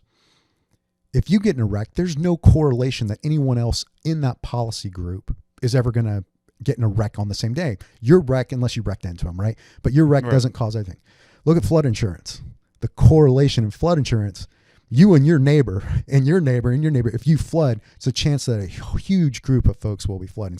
Same thing with the housing market when you're cutting up derivatives of whether or not somebody will default, right? There can be a systemic thing that happens across the board, whether it be a hurricane, whether it be a housing market crash, stuff like that. Those systemic things can happen, but also there are things in place that will hopefully correct those before they happen. So I am optimistic that I'm not worried about that. Well, I'm not even worried about the government. What I'm worried about is that it's going to get to the point where I think that's where we're getting, where the average American cannot make it. We can't make it. Yeah. You got a family that used to go. I'll just take me, for example. Every year I would go on a vacation. Yeah. Right? Either I would go on a mountain climbing trip or I would take my kids somewhere. There would be some sort of vacation every year. Yeah. Well, last 2 years, making the same amount of money, I have not been able to do that. And I think that's the problem, and that's just vacation. But then you got the haves saying, well, if you can't afford it, you shouldn't go on a vacation. Man, everyone should have a fucking vacation. Right. We work our asses off. Everyone should have a vacation. I'm not saying the government should pay for it. Right. But the situation should not be so bad in this country that a family that makes $70,000 a year can't go on a vacation. But that's one of the biggest problems in our system around, like, example, your 8Ks and your 10K reports that every single corporation has to do. They have to grow. They have to get bigger. Right. They have to grow. You have to keep growing and keep growing. At what point do you go, right, that's not sustainable? Because either your product's going to get shittier, or you are going to be basically creating inflation through what you're operating. And that's where we're at. And how did they do it? Well, they did it because they got an extremely low interest loan, whether it be from the government or anyone else, especially if that loan came from a bank's reserve system. Like everyone says, oh, printing money. The government's printing money. Well, it's scarier than that. I mean, what's scarier is they're hitting a button and it's putting dollars into someone's reserve system because they just bought the corporate bond. They just bought the bonds back. And they can loan that money out at 90%, right? So think about the math on this. A bank has to maintain basically a 10% reserve of their deposits. Mm-hmm. Well, they loaned it to somebody. Somebody took that money, put it in another bank. That bank can now loan 90% of that deposit. Right. So that's how $100 becomes $10,000, or $1,000 becomes $10,000 mathematically. So, but nothing sustaining that. Nothing holding that money. Nothing was created. Right. Yeah. Yeah. That's what's a joke. And and then as a company, let's just say you're a company. Yeah. What can you do with $300 billion that you can't do with $100 billion? And I'm not saying we shouldn't make as much money as we can. We obviously should, but it's at some point it's got to be, what you're creating is you're creating a class of people that have more money they can ever spend in 20 lifetimes. Sure. And you're creating a class that can't afford to do just basic human things. Oh yeah. And that's where we're at. Yeah, and that's why I don't know how to fix it. No, but for me personally, that was a big part of, I've been government for like 26 years, and I finally had enough recruiters coming to me at that point in my career, and I was just like working on the math. I'm like, I still get to retire 4 years from now, no matter what. Let's try. Does this stuff translate over in the corporate world? And so I had a friend of mine approach me and say, hey, let's go to lunch. And so I went to lunch with her, and she explained what her company did. And I was looking at that versus the other companies, and I was just like, that makes sense. So I don't mind saying our company is, like, I can tell you what my company can do with it. We can help save the damn world. So the literal mission statement of the company I work for is making a healthier planet for our children. And so I work for a company called Neste. It's the largest producer of renewable diesel and sustainable aviation fuel in the world.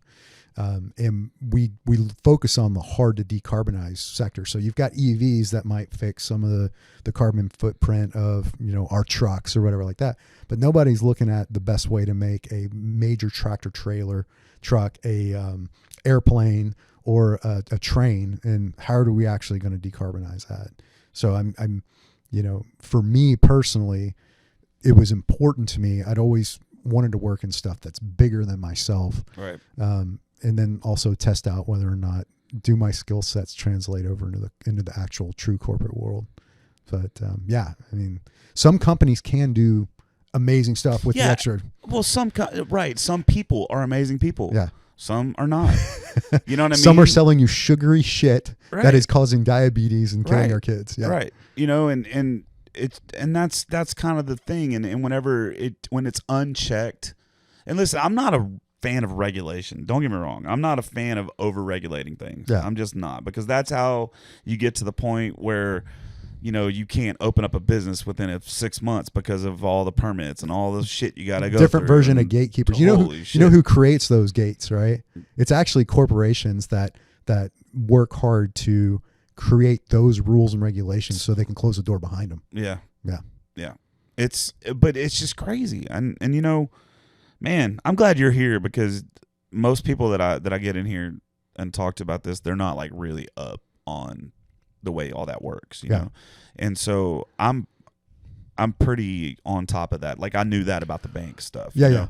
And it blew my mind when I read that. I was like, this is crazy. Yeah. That means that you can keep loaning out the same dollar. dollar, and that dollar just becomes less and less and less. Think about the valuable. reverse. Think about the reverse version of that when you look at how many times a dollar is actually taxed. It's insane. Yeah. And that's kind of my point. Like, to me, what we could really do is we could do with somebody going into government, eliminating jobs first. Like, we're just going to start eliminating jobs. We're sorry, but you're fucking laid off. Right. Like, for example, I don't know how many they're allowed to have. I don't know what the rule is, but like, if you're a congressman, Right. how many aides are you allowed to have? How many staff members are on your staff that you're allowed to have that the taxpayers are paying? To what I would do if I was president tomorrow, Yeah. if I was like in charge of the world, I would say, okay, each person that works in government, you're allowed to have one paid aide. Right. One paid aide, like an aide.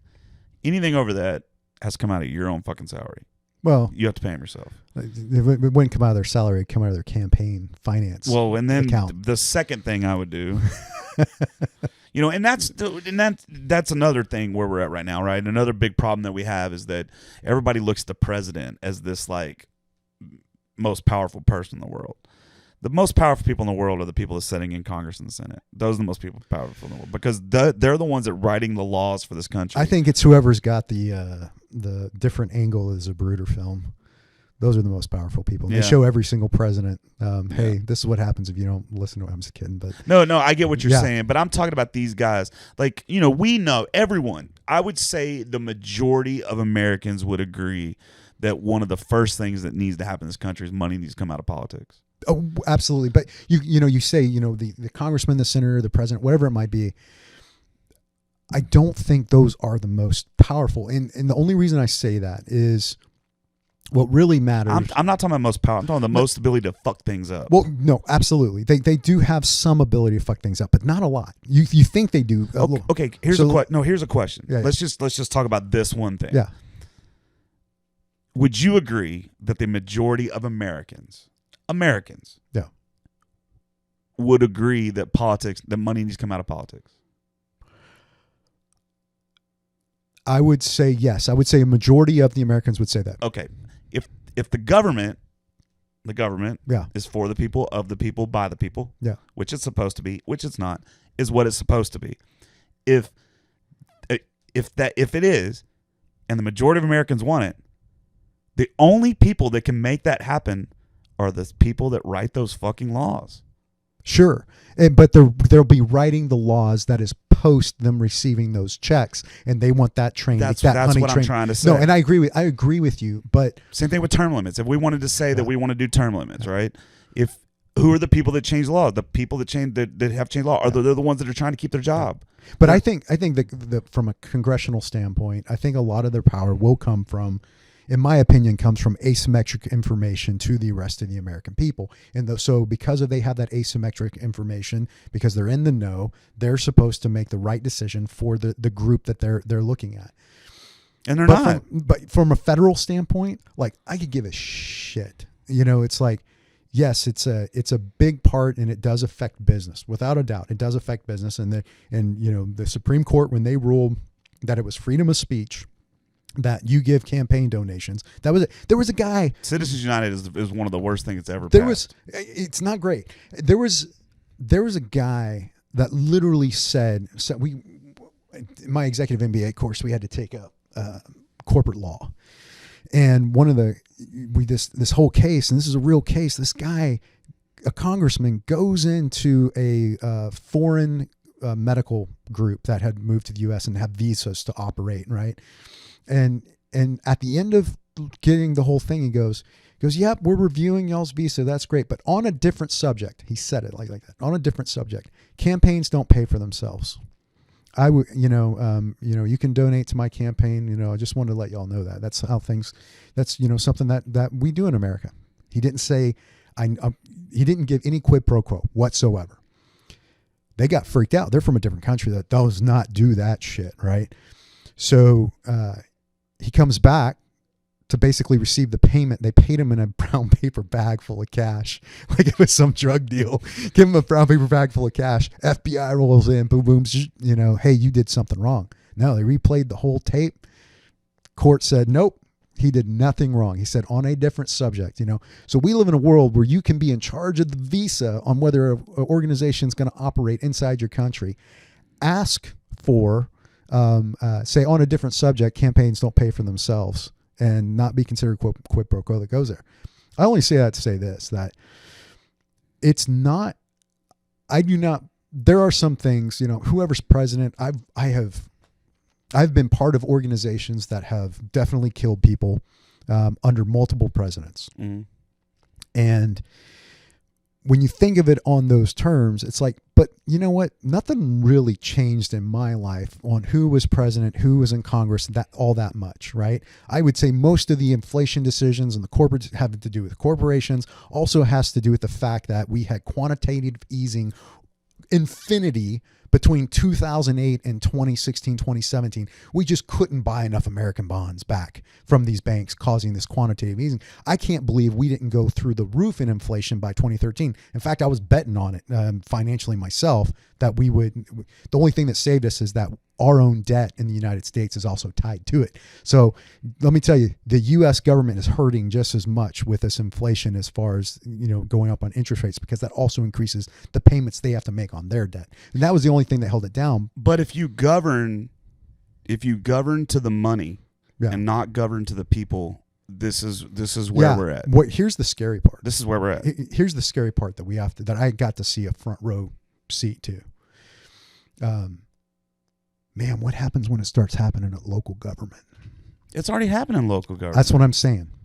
And I did not get a taste of that until probably the last 5 or 6 years. And because two things happened simultaneously. I'm not saying it wasn't happening before the court in Harris County switched over or whatever. It could have, all this sorts of stuff could have been going on before. I just elevated simultaneously with that court switch over. And they were, instead of asking me to fix, the permit office, they started asking me to fix whole departments. And then when Dr. Shaw resigned in the middle of the pandemic, they asked me to take over the COVID response for the whole entire county, including I was the guy that rolled out the entire vaccine and NRG and all that other stuff. Fucker. I know, right? Dude, that's a funny story. So I didn't get the vaccine for a long time.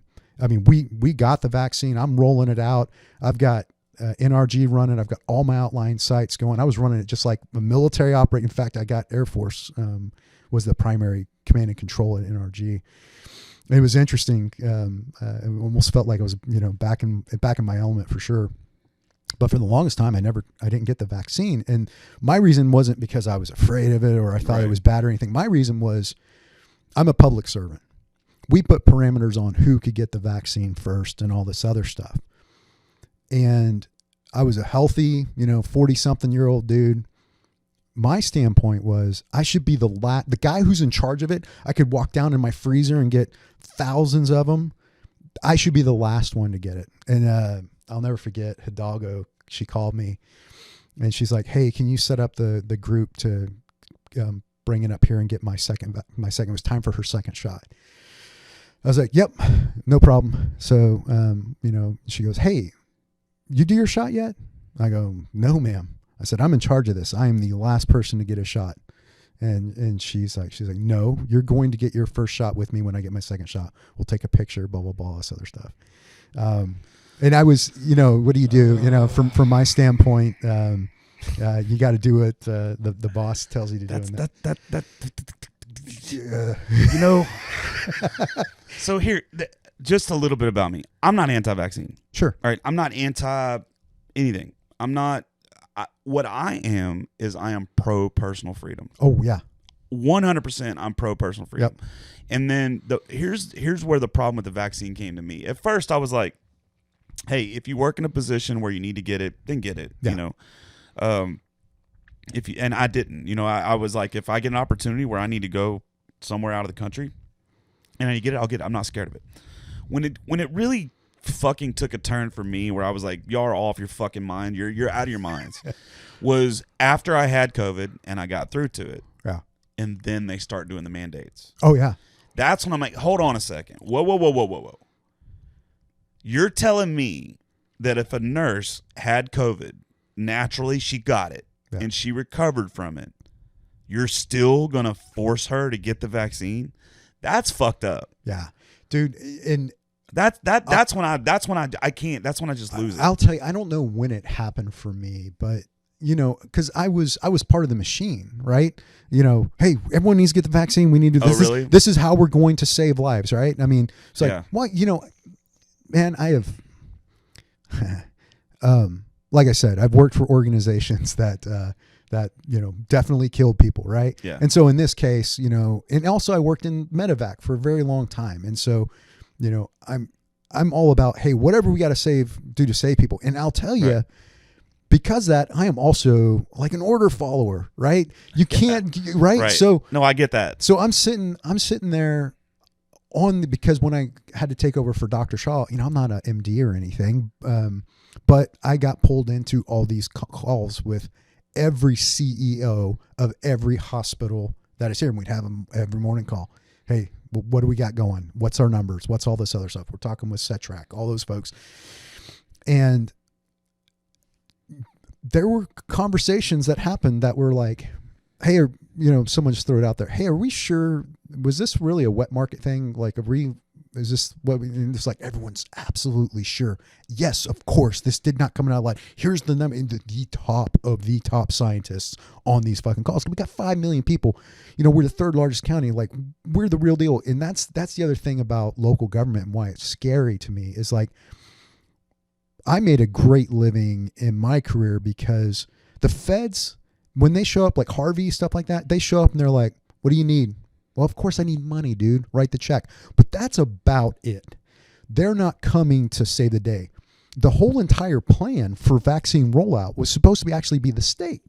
The state of Texas the whole plan, if you read it and said, who's supposed to take care of this? I mean, okay, state of Texas will show up and do this. State comes in and goes, we need y'all to do it.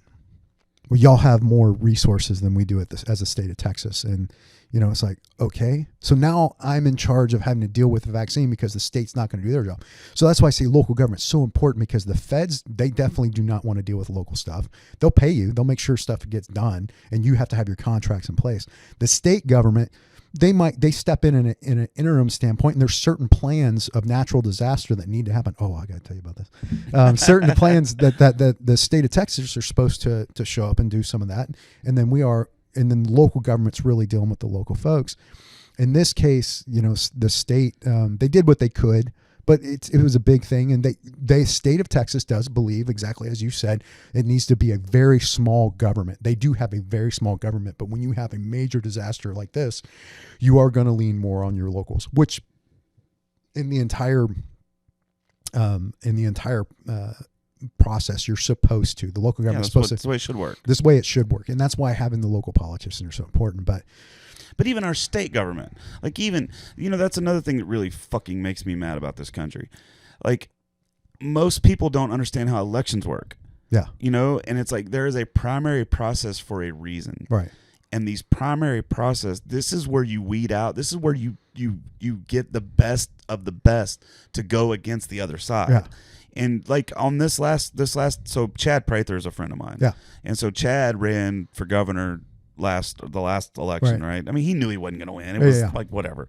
He got 2% of the vote after spending like $100,000. That's pretty, awesome. We have like 28 million people. That's pretty good. Yeah, that's great. But I don't know how much he spent, but it wasn't anywhere near. But like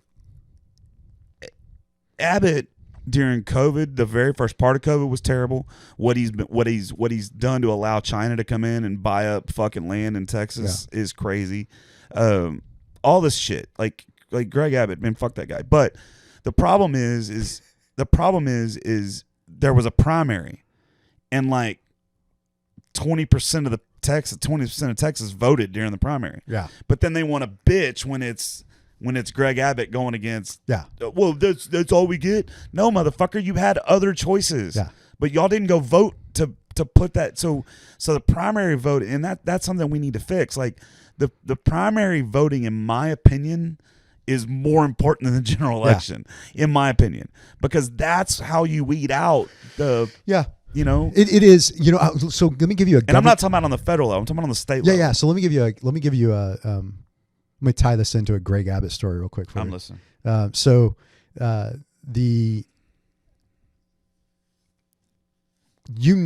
don't know if you know this. So if you're working for local government, right? At the end of the day, your bosses are all elected officials. So I had 4 commissioner court members and or 4 commissioners and a county judge, right? Always. Towards the end, I was like direct reporting to them, and they know your voting record if you vote in the primary. So I was told really early on when I got to the county, don't vote in the primary, because you don't know how this court will flip, and they'll see whether you voted Democrat or Republican. They don't know who you voted for, but they know which one you're doing. So for a lot of the managers that are in government, they know just not to vote in the primary. But anyways, Greg Abbott story. So right before Harvey, we had the tax day flood, and I was definitely the floodplain administrators there. We had the tax day flood and the Memorial Day flood. And I wrote that we had these really major problems where I could see that why people got flooded. They got flooded because their neighbor did some stupid shit, and it was illegal to do fill in the floodway in the floodplain, like blocking flow of water and stuff, and it caused their neighbors to get flooded. And we would give them violations for this shit. And it said that we could do Class C misdemeanors for that, which is a lot easier than having to sue all of them, which the way that was interpreted, the law could be interpreted because it was written improperly, was that we had to do a civil suit instead of a criminal Class C misdemeanor. Go get your shit fixed. You got a ticket, right? Take you to the judge. Now go fix your stuff. You know what? I'm giving you another ticket, right? It was a lot easier to do the criminal side than that. I do understand why that might not be desirable, but it was actually easier on the person. Wouldn't you rather deal with a ticket than getting a lawsuit, right? A personal lawsuit. I think if you're doing some shit you shouldn't fucking do, then you have no voice in what the punishment. So I went up to the Capitol. That's what I think. I went up to the Capitol, and I convinced, working with my lobby team, I convinced everyone. It passed the House or the representatives. It passed the Senate, and it was everything passed, and it was going to Greg Abbott. This is like 2016 during the legislative session. He vetoed it. He says, I don't need anything else that shows criminal law. And I was just like, really? So I was so pissed off. I worked so hard to get that done. Harvey happens. Of course, Abbott's going to show up at the EOC, right? And we've got every swinging dick at the EOC that's a politician. Yeah, he's got to roll his little fucking ass in there. Yeah. And so he comes out of the EOC, and it was the day that I did the handoff with so in a disaster, you have a group of people who are in charge of the response, and then a group of people that do the handoff and are in charge of recovery. So I was in charge of recovery. So it was the day of the handoff. Abbott's there, all this other stuff. And I'm supposed to go in a meeting with Judge Emmett, the CFO, the county engineer, and they're going to ask me a very important question, which is, what do you need, right? So Abbott gets to me first, and he's coming out, and he goes, I hear you're going to, be in charge of this. I said, yes, sir. I usually handle the disasters on the recovery side. And he goes, is there anything you need? And there was a fucking reporter there, and I wish there wasn't. But I said, yes, sir. Next time I come to you with a bill that passes the House and the Senate that says it's a Class C misdemeanor to infringe on the floodplain and floodway, I hope you would sign it, because some of these houses may not have flooded if it wasn't for that. And he just moved on. Yeah, And, he rolled out. He rolled out of the room. Yeah, Dude. and so the Ugh. reporter did a story after that on the deal, and I was like, I got in a little trouble, but not enough. They still need me to fix some shit. So I think the smartest move I made 5 minutes after that, I was sitting in there with the county judge, the CFO, and the county engineer, and they're like, all right, what do you really need? And I was like, okay, I need $15 million. You'll never get reimbursed. And they're like, what? And I said, yeah, I need $15 million. You'll never get reimbursed. I said, the county engineer and I talked about this. We can't get enough debris trucks in here. I said, I don't think you guys understand. There's only 800 of them in the entire country. We not only have the worst disaster here, but Hurricane Irma's coming up Florida, and all these trucks are from the, guys that hang out on the East Coast anyways, down in Georgia, Alabama and all that stuff. We have to incentivize them to come here, and the feds won't reimburse us, but the feds won't let us change our contract because they know this is the situation and they don't want us to get all the assets. So you give me $15 million, I can guarantee you that we will have our first pass done by October 31st so that the kids aren't stepping on a bunch of fucking nails while they're trick-or-treating, right? And judge looked at the CFO and says, we have it? And he goes, we got it. So they gave me that money, put out the incentive. The company didn't even want to do it. They're like, I said, either you're going to do it or your replacement will. This is going to be, we need the trucks here. So he put it out on the street, and every swinging truck started heading our way. Only time in my life my phone goes off, and I look at my phone, it said fucking White House. I'm not shitting you. I'm like, oh shit. So I'm sitting in my EOS. I'm like, maybe it's a prank call. Whatever. Answer it. Yep. It was like some deputy chief of staff. And he goes, did you just do an incentive? Blah, blah, blah. I was like, yeah, sure. And he goes, and this is Trump's administration. And he's like, you realize that you are affecting all the assets, and there is a hurricane coming up to Florida, blah, blah, blah. It's like, yep, I do. And I asked your FEMA folks to allow me to renegotiate my contract so I could at least get some of them to come my way. And he said no. Yeah. What are you supposed to do? Yeah. So that was one of my more problems that actually worked out. But I think the better question is, here's a better question. Here's a question for you. Why do we not already have that kind of stuff on standby, as much fucking money as we blow, in these areas that are prone to have hurricanes? It's a bad idea. So I thought about that. You can't repurpose the trucks to do something else? Well, we do have some of them. So all these precinct camps that you see around here, stuff like that, they do have some of them, can take some of them. But you're talking about the very large tractor trailer trucks. I did the math on it. What would it take the county to maintain 15 to 20 of them on station, which is probably about 20% of what we would need to do that. And then when you mathematically look at how often we would use them and stuff, it would be a waste of taxpayer dollar. So but why couldn't we? Okay, so let's just say we have a pool of them that are in, where like Alabama, somewhere central where they can get to both sides. I don't know. Maybe I'm just fucking a simpleton. No. So here's how it is a smart way how we do it though. In reality, how we do it in reality is we have a primary, a secondary, and a tertiary contract with a debris hauling company. Now, the debris hauling company really doesn't own assets because all these guys are private individual contractors on their trucks. They just know the phone numbers to get all these trucks to come. So it is a smart way of doing it because you don't know. It's like having insurance. You don't know where it's going to happen, right? Yeah. The only problem happens is when you have something as large as Harvey simultaneously with something going to Florida at the same time. And then the big question becomes, there's a couple economic things. One is we had a flood, right? We didn't have a lot of wind debris. Well, for those trucks, that means they're going to really fill up their trucks for real per every one of their loads that they take and they tip, right? Yeah. Versus Florida, you have a lot of wind. You can put a couple trees in there. It's not taking up a lot of space. You get to make more turns, but you get the full load price, right, for it. So where are you going to go? You're going to stay your ass over in Florida. Also, we thought we had a great contract. Well, we did have a good contract, but when you have a good contract and somebody over there in Florida got a shitty deal on their contract, those trucks are also going to go to the shitty deal because they get paid more per load, right? Yeah. So there's a smarter way of doing it. But yeah, I had a buddy of mine, Nick, that said, we should do this. We should buy these trucks. I said, hey, let's make I help teach at Texas A&M's MBA programs. Like when I say help teach, I'll mentor a group they'll do a 360 review or whatever, and I'll go in. They'll ask me to try to get some of their folks over the hump, whatever it might be. And so in return, I get a MBA team that I get to put on a project. And so like one of the projects we put them on was, hey, does this make economic sense? Because it was a hell of a thought, own the asset, right?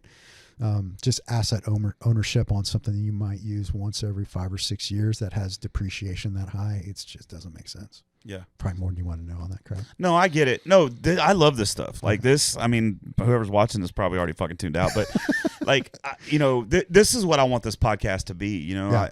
I wasn't trying to start just a music podcast. It was, I want to start a podcast that everyday folks can listen and maybe learn a little something, Yeah. or maybe not. Maybe they, my goal is to make someone's blood boil, someone laugh their ass off, someone cry, all in the same episode. Yeah. So for those of you watching, Jeff and I actually just met like 30 minutes Yeah, ago. we did. But Actually, it's been like how long have we been going, man? almost 2 hours. Holy shit. Yeah, Goes by fast. It gets by quick. So I sent him a message saying, hey, what are we going to talk about? He said, just bring some good stories. Yeah. So you want somebody to laugh. I got my favorite war story to tell. You ready? Yeah, that's where I was gonna steer the conversation so we can get off the political bullshit. I didn't, I like politics. I like to talk about it as long as the conversation is respectful. Yeah. You know what I mean? Even if we disagree, which whatever. But yeah, let's get into the career with the in the military career. Yeah. So like a pilot. Yeah. That's like Yeah. helicopter shit. Yeah. That's pretty rad. I've never even been in a helicopter. Yeah. Really? No. Yeah. Well, you can have every ride that I'm offered in the future because I do not want to get in I'm anymore. good. I have no desire. I don't even like to. I don't like to do anything where my feet are not on the Fucking ground. Commissioner Cagle asked me to get back in a helicopter during Harvey, and I just he called me. He said, "Hey man, like I know you know where the floods are. You're a guy who used to be a pilot. Like I need you to like show me what the hell's really going on and get in this aircraft." And I was like, God damn it. I said, sir, I got to be honest with you. Like I kind of promised like my wife and like myself and stuff, like I would not get in another helicopter. Like those things have tried to kill me my entire life. Like, don't make me. It's like I really need you. I'm like, God dang it. And I like the guy. He was a really, really nice commissioner, and took care of his people. So I was like, all right, I'll get in this helicopter. But I get there, and the fucking guys, they're great pilots, whatever. But being military, from a military standpoint, these guys weren't military guys. They didn't learn that way. I get there and I'm like, Cagle and I are, pretty big boys, right? I'm over 200 and I know he's over 250, and so I'm sitting there, I'm like, and these pilots were big. And I used to fly a Jet Ranger also. I'm like, hey guys, like you need to go burn some fuel. Like you're not full, are you? And it's like, well, I think we could, literally said this. He said, I think we're good, the four of us. I said, think? Like, no, there's no thinking on this shit. It's like either you're good or you're not. We're going to find out real fast. So I want to ask you a question. As a helicopter pilot, this is something I always wondered. So you obviously have thousands of hours. I'm probably right at 1,000. Okay, hundreds of hours. Yeah, hundreds of hours behind the stick, right? Is it constantly going through your head, this motherfucker crash at any moment? You have to get that out of your head. You just have to. It's just the one thing I've always wondered. It'll hit you. It will hit you sometimes. There are moments. I had this weird moment one time right as I was landing where my left was my right and my right was my left. My brain had just fucked up. That happened. It happens to me on guitar. And so I go, it's kind of a pride thing. You don't go, hey, you got the controls, right? But you lose a lot of that shit. Like, when you're not right? Yeah. So we're coming in and we had already gone through shutter speed. Like we're basically hovering down to a thing. And my left was my right and my right was my left. And I was fucked up. And I was like, you got the controls. I said it like in a very panicked way. And he grabbed the controls and we landed. He's like, what happened? And I said, man, I went to put in left pedal and I went right. And he's like, oh, I've had that happen. Right. So man, yeah, some shit can do it. I've had divine intervention save my life twice in Iraq. Without a doubt. Like, what years were you in Iraq? I was in the invasion. So I was part of the invasion team. And that was what, 2003? 2003. Yeah. Like March 19th, 2003. And then we came home for a few months and then I was in the 04-05 rotation. That was both battles of Fallujah for the Marines. So I flew for Marines for a year with. And so when you're, and sorry, all these questions, good. I've never talked to anybody that did this, but so when you're told, hey, you got to go into this area and pick these guys up, Yeah. you know, hey, we have men down or whatever. Do they secure you an LZ? So you'll know on, I believe it's line 6 of the 9-line medevac. So there's a line that says how secure is it, and they'll tell you if it's hot. But you know, there was some shit that, you know, old Vietnam movies and stuff like that, and old books that said that some of the medevac guys wouldn't go into hot LZs and with stuff. So my mentors were very sensitive to that as the war kicked off, and so they pulled us all aside and said, we might be called cowboys. I don't care. We will try. I don't give a fuck if the weather's bad. I don't care if the LZ is as hot as shit. We're going to give it a try. And so we would, especially if the LZ was hot, and we knew it, we would typically wait for our especially like the first battle of Fallujah, we got our asses kicked. I mean, it's like, I hate telling you folks, but we've lost some battles, and that was a really bad one. And so medevac, we were flying nonstop, and we would typically wait for our chase aircraft to take off with us. And so that would be like, in that case was a Cobra, because it was Marines, right? And so we would fly in in Vietnam, they used to call them pink teams, which would be like a scout and then us coming in. And so we would haul ass as fast as we could to the LZ, whatever, 5 clicks out, medevac peels off, bad boys go in, light shit up as needed, and then we come in and land. Sometimes you didn't get that, right? Sometimes your chase aircraft broke. And if your chase aircraft could not take off with you and as fast as you could, there's still another life on the other end of that line, right? Yeah. And so, and I learned this, and I have this philosophy about this, which is medevac, you can say it's there to save a life, right? You talk about the platinum 10 minutes, the golden hour, whatever it is. Man, I've seen dudes shot through the head talking. I'll never forget, we picked one up, and my medic, it was early in the invasion part of the war. So we hadn't gotten we got a lot of car accidents in here in the U.S., but we didn't have a lot of gunshot stuff. And so he goes, hey, sir, our patient, we all knew was shot in the head. He goes, he's asking if he can pee. And I go, well, yeah, of course.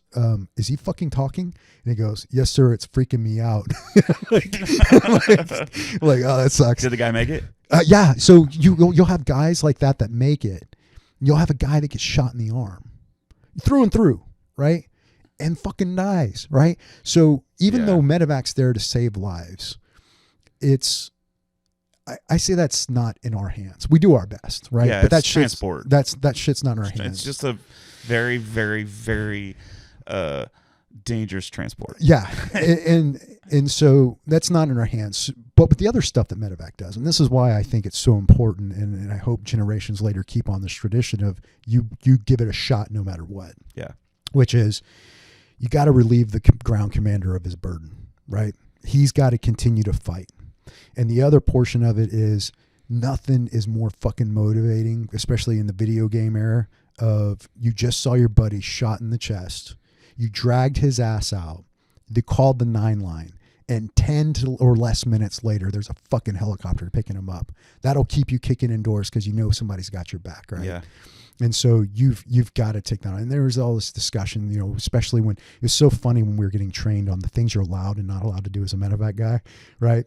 Geneva Convention, shit like that, versus when you get into real war, because like they said, never ever fly dead with wounded.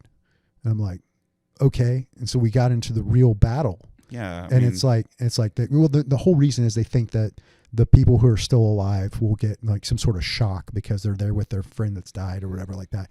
And it's like when you actually get into war and you go, when you start dying, you fucking care about mom. That's like, I've never heard anything other than, that's what I hear. Yeah. And so it's like, he's not thinking about anything else around him. Plus we have a fucking carousel. What we need to do is relieve the ground commander of his burden. So if he's got dead, fucking don't make those dudes drive the dead home. Fucking put them in your bird and move on, right? So there were certain things that we would change in and around that. My favorite. So all all war stories, right? So you know how do typically a fairy tale start, right? What do you say? Once upon a time. Yeah, right? once upon a time. So in the military, when you're about to tell a story, you always have to start the same way. No shit, there I was. So, so did you say no shit? There I was. Yeah, no shit. Good. There I was. All right. So there I was, pants down, taking a shit in the field. Yeah. So I love telling the story. This is my favorite one. This because you know I know this one's true. But so that's funny. We're during the ground invasion in 2003. So you have your medevac aircraft, and you also have to contain the ground element. So that's your refuel, your mechanics, all that other stuff. And so my job is I was the operations guy, was to take the ground element to our next spot as we invaded into Iraq. So we're crossing the border and stuff. And the night before was just a disaster. I mean, it was a real war. You know, they were shooting down aircraft. There was an Iraqi army that we were actually fighting. It was a real deal. And, you mean it wasn't just one of these things like George Bush? We're just going to go in there and fuck them up. Yeah, they're going to roll over and leave. Yeah, that would have been nice. But like the battalion commander for the Apache group, he literally got shot down, and we had to go in. You can't fucking invade a country and not expect people to fight for their lives. You know? Yeah. So as the fight's going on and it's getting longer, we had a big problem, which was the front line was having trouble getting the message back that they needed medevac. So the aviation brigade commander came up to me and said, "Hey, I need you to grab somebody who can shoot, get in a soft skin Humvee, go up to the damn armor fight that's going on up there with tanks and stuff, and call in medevacs on this Iridium phone." I'm like, holy shit. Okay. So adapt and overcome, bro. Man, that was the first time I really went, yeah, I'm not coming back. Like, this shit is not going to work out, right? So grabbed this guy who I knew was an amazing shot. He's a little shady dude too, but he was an absolute amazing shot. So I said, I'm going to be your driver, and you're going to shoot when you need to shoot, and we'll call in these 9 lines. But so we go, you know, we get in this tail of this group, we go up to the front, and we're following everyone in, and then the shooting starts.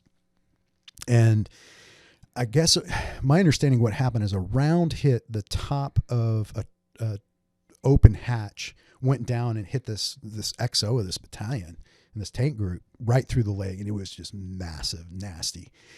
And so it was the first 9-line call, but shooting's going on and all this shit, and we're not far enough back, really. Honestly, there was no reason for us to be that close in. But anyways, Bohannon. This guy, it's fine. He's a great dude. He goes, when we were driving up there, I went to reach, I've been saving this Coke like this entire time, you know, and somebody had snagged it. And, you know, this is like my last Coke, right? You know, just little things like that when you're at war. It's like, it's my last one. And I knew this was going to be nasty, so I saved it. So anyways, I go to reach back and it's not there. And I'm like, fuck. And so he goes, sir, I got to tell you, I saw Kennedy. He took your Coke. I'm like, are you serious? And he's like, yeah. He goes, you know, I had to tell you. You know, I was like, God dang it. You know, whatever. I'll deal with him later. Right. So anyways, shit's going bad. Getting requests for 9 lines. So I'm on the Iridium phone. I'm all leaned over, you know, trying to dial it in, you know, and he's just screaming at me. It's like, sir. And I'm thinking he got shot or something. You could just smell gunpowder and stuff. And I was like, what the hell? I was like, what could be even more important than this? Are you okay? He goes, I got to tell you something. I stole your Coke. I can't die with that on my conscience. I was just like, it's okay, man. Just keep doing what you're doing. It's fine. Funny. Yeah, it was a weird. It was a weird my time. Coke stories never go that way. Yeah, right. Oh, that's awesome. But no, man, I can't imagine. Like, I look back. You know, when I joined, I was going through divorce, and you know, I had a kid, and she was being a total, you know, one of those words, and man, I was just mad. My best friend had joined a few years before, and he was already SF, and so I was trying to like follow his. Yeah, those dudes are crazy. Yeah, and I was trying to follow his footsteps. Yeah. You know, that's what I was trying to do, and And then when I got hurt, they changed my MOS and they changed everything about it. And this colonel like scared the shit out of me. And I didn't know that I could have just walked out then. Yeah. But whatever. Yeah. But I look back a lot, and sometimes I'm sad that I didn't make it because don't be. Well, just sometimes I am, just because it's like one of those things where I'm the kind of guy that wants to finish it. I'm the kind of guy that wants to see things through. Yeah. But on the flip side, I wouldn't have met my ex.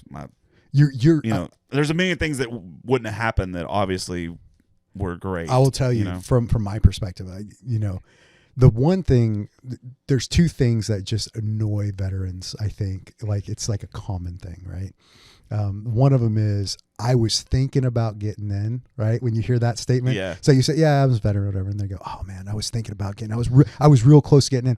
I will take someone who actually fucking showed up and broke their leg or whatever the situation is. They gave it a shot, whether they made it or not. Yeah. They signed the dotted line. Like, I'll take that 100 times. The other one that all veterans hate is like, we just turn our fucking phones off on Memorial Day. Because the worst thing is like telling a veteran, hey, thanks for your service on Memorial Day. It's like, dude, that ain't for me. That's for my buddies who did not come home. Yeah. Right. And so that's kind of the worst. I struggle personally with getting involved in veteran organizations. Like, I will say this. I set up a system at Harris County where I hired 46 veterans. The only reason I know that number is because my boss wanted me to put us in for Texas Veterans Association, like Business of the Year as a government.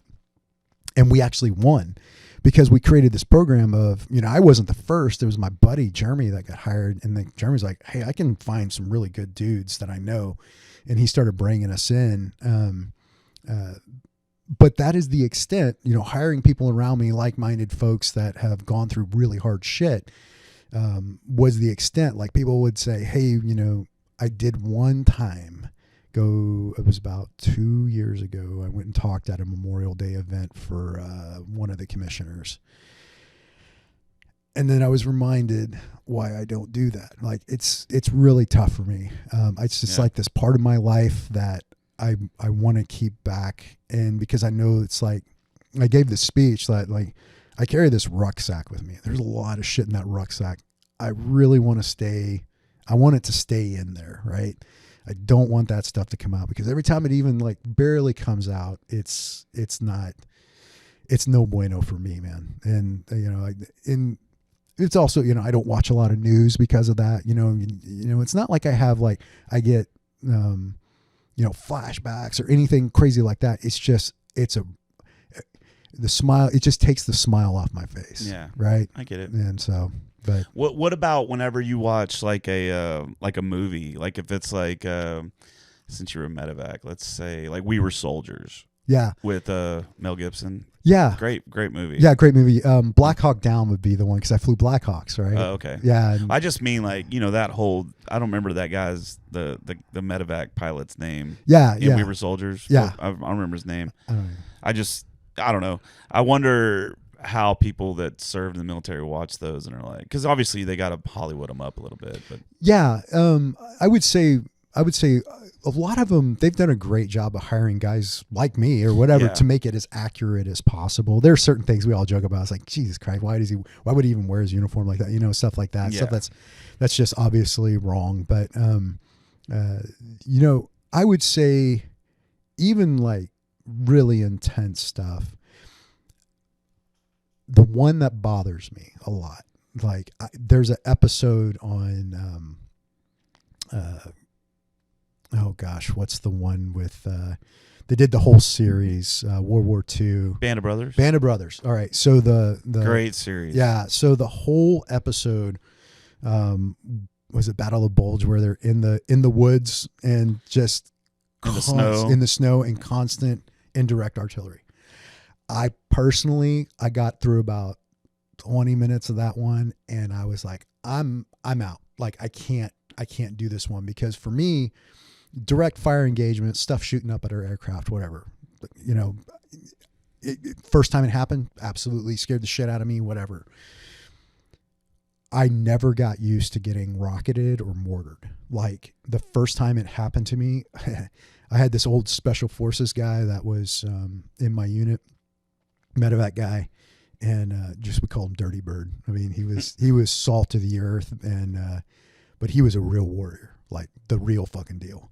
Yeah. And we had a rocket like get so close and hitting our building that like windows are coming in and stuff like that. The whole building shaking, and all I could do is try to get as small as I could. You mentioned doorways with tornadoes, right? I just get in the doorway. Just if I can get a little smaller, maybe I'll live through this shit, right? All I could hear was doo, you know. And he low crawls over to me, and he looks up and goes, "Hey, sir, this is where you're supposed to be all brave and shit and tell us what to do." I'm like, and it snapped me out of it, right? I'm like, okay, all right. Now, I do actually, that is my job. I got to do some shit and say, hey, let's get over here, whatever. But until he said that, like, so indirect fire, I even damn near strained myself to like a hernia one time. We got hit really, really close, and I balled up so bad, and it almost gave myself a hernia. Like I couldn't walk for a couple of days. It was bad. I can't imagine. I don't get used to that because I don't know what it is psychologically. It's like this weird game of the lottery, right? It's like you're here, they're just throwing, they're throwing some shit. Maybe they'll hit, B5, and that's where you're at. And then what happened to a lot of really good dudes. Imagine living in somewhere like Israel or Gaza or somewhere where that's like a routine thing. Just get the fuck out. Missiles right? are gonna be. Yeah, just that's one thing that we do. I think that we do take for granted in this country is we're pretty soft because we don't have to deal with any of that kind of. I'm talking about the general population doesn't have to deal with any of that constant. They don't understand it, like what it actually is, because it's terrible. Like after that, it's like don't ever want to go to war ever, and don't want anyone to ever have to go to war.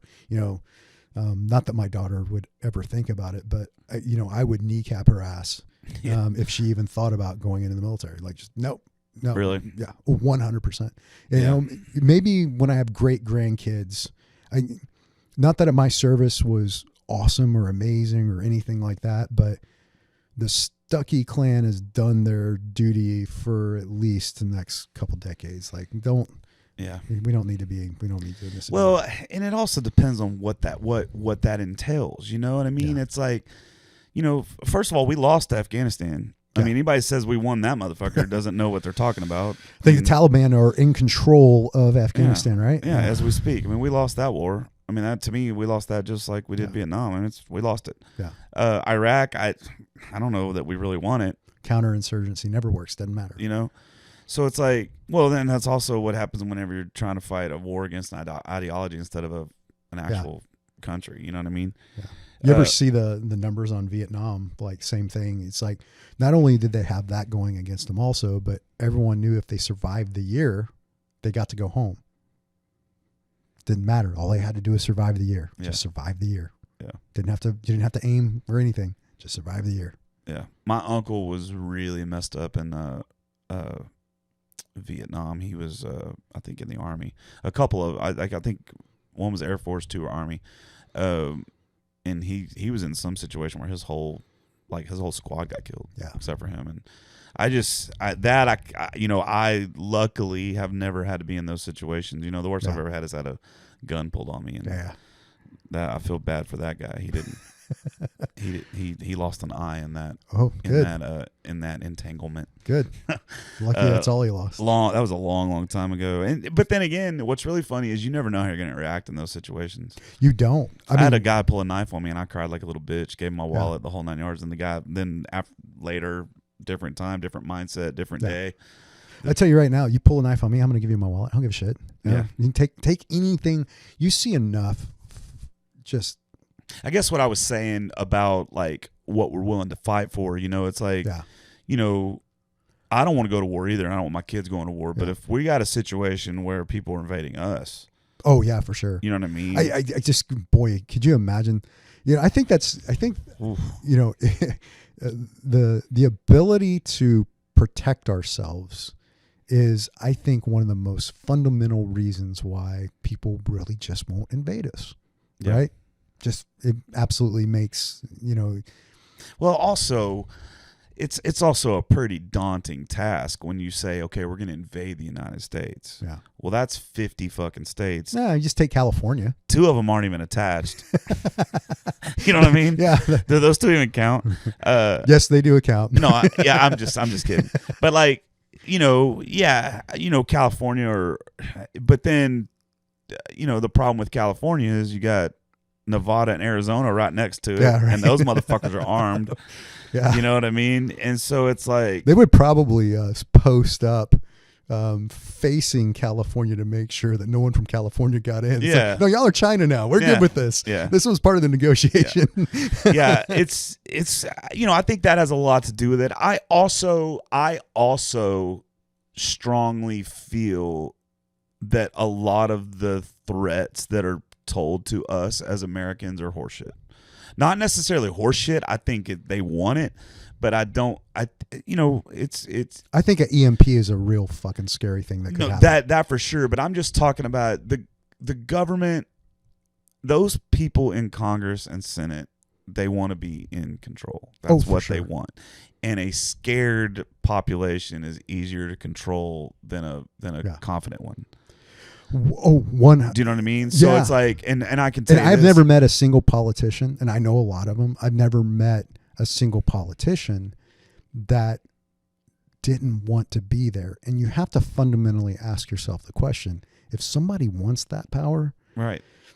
Yeah. you want the guy that you have to drag, or girl that you have to drag in there. No, and motherfucker, say, you're the in one we charge. need. Yeah. Yeah. Yeah. Oh, I agree 100%. And so it's like, like North Korea, for example, or let's take Iran. For my entire life, I'm 45 years old. I'll be 45 next month. For my entire life, I've been told that Iran wants to kill us. Yeah. And maybe they do. But you would think in 45-year time frame, they would have done something. Right. North Korea would have done something. Yeah. Russia would have done something. Some of these guys would have done something. Right. Like, it's not that hard to sneak into our country. Right. It's not. Like, it's not that hard. So you can sneak in our country and, But they don't have to show a presence. They could just change the narrative. Right. That's really all they have to do. But my point is how many of these countries actually really want to fuck with us? Like, really, like truly. I'm not talking about countries we go into. I think physically zero. I really think physically zero. I think from a changing how we operate, changing our foreign policy. That's the big one. Changing our domestic policy. Well, but really, we are involved. We got our fucking hands in everything. Yeah. And some things we don't need to have our hands in. No, not at the cost of some of the things that need to get fixed here for sure. Yeah. And that's kind of where we're at. And I don't know, man. I don't know what's going to happen. I don't know where we're going to be. All I can tell you is I'm not confident. I'm not confident in where we are as a country. I'm not confident as where we are as citizens. If you go back and read history books and you start looking at fall of civilizations and fall of empires, and it's at the end of that is always the same thing. Everybody's fighting for crumbs, sure, because the elites have everything. Yeah. And everybody's obsessed with sexuality. Yeah. That's like a big deal. I mean, it happened in Rome, happened in Greece. Right. And that's where we are right now. How much time do you give us? What do you think? That I don't know. I mean, well, I think guys like me, we're going to be okay no matter what. Because I think we're going to figure it out real fucking quick. I think those of us that know what I'm saying, those of us that know how to hunt, those of us know how to fish, those of us know how to clean a gun, those of us know how to operate a gun. We're screwed. I'll tell you right now, we're screwed. And like, you talking about as the country? No. So I don't know. Let's say, I don't know, maybe 2035. Who knows where we're at. But when it does happen, we are way too close. Where you live, where I live, we are way too close to 1 million people, 5 million people to be exact, to actually survive this without, unless when it happens, it's very evident it happens, and you make an immediate decision to drive away. Yeah. Like, throw whatever you need in your truck and get the hell away from get 150 miles away from 1 million. I tell my wife this all the time. I'm like, when we retire, we're going to put a dot on where 1 million people are. We're going to draw a 150-mile radius. We're not living inside any of those circles. And it's not, it's not because I think it's going to happen. But if it does, how's it not going to happen? Like that's the real question. What other than hope? Yeah. What are some of the positive things you see us doing as a country that would... Resource management, I think, is a big one. I think the United States has so much food, and we have so much fuel or different versions of fuel. And sometimes being able to figure out how to take, seed oils that probably aren't really good for you and turning that into fuel instead. We have the resource to population ratio. If you focused on the United States, but no one's going to get hungry. But here's the question: if something pops off, let's just say an EMP hits, right? Let's just say that does different happen. Game. And let's just say it's an EMP and it hits in the East Coast, up in Northeast, where it's obviously densely populated. Yeah. Obviously it's going to take a little bit to get down here to us unless it hits us, but like. Resource management, who will be managing that at that point or let's say it's a small nuke, or let's say I think those even if that pop everything short of who's going to be managing these resources that you're so as long as the federal government and the state and the local governments are still able to operate and provide support. Those motherfuckers cannot even... Dude, the federal government could say, you know what? Oh, sorry. Oh, you're good. Yeah. The federal government come in and say, you know what? We're going to give the country universal toilet paper. Y'all are not going to have to pay for toilet paper for the rest of your lives. This is a great It's just going to be part of the fucking thing. Like a right of being an American citizen is you get free shit tickets, right? I love this. Okay. Dude... 6 months from now, 90% of the United States be wiping our asses with our hands because we wouldn't get it. That's what would happen because they don't have the ability. Yes, the small local government, do you have the ability to put out water to do those things? Yes, we do. But not. I've seen it in action enough that I know the surge capability you can also do on the volunteer, like all hands on deck type stuff where this is our number one priority and this is what we're going to do. But the problem is whenever something pops off, you don't just have to worry about the enemy now. That's right. You don't have to worry about the American citizens going at each other. Just look at COVID. Look at what happened during COVID. Yeah. I don't see your scenario as long as other portions of the United States are functional. My thing is they were functional in COVID and we couldn't get toilet paper.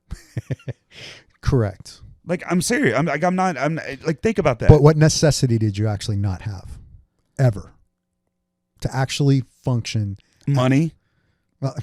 Understood. I mean, think about that. I mean, there was a lot of people that did not have what they needed to survive. Right. Now, I don't know what the suicide number was, right? Yeah. I would say the year into COVID. It's got to be up there. Oh, for sure. Because there's got to be people that just felt like they had no other fucking choice. Because, guess what? I lost my job. I can't pay my child support. No, I get that. I can't pay my house note. I get that. And I'm going to be real cold here right now. And I'm not speaking on behalf of anybody. Here's my cold part.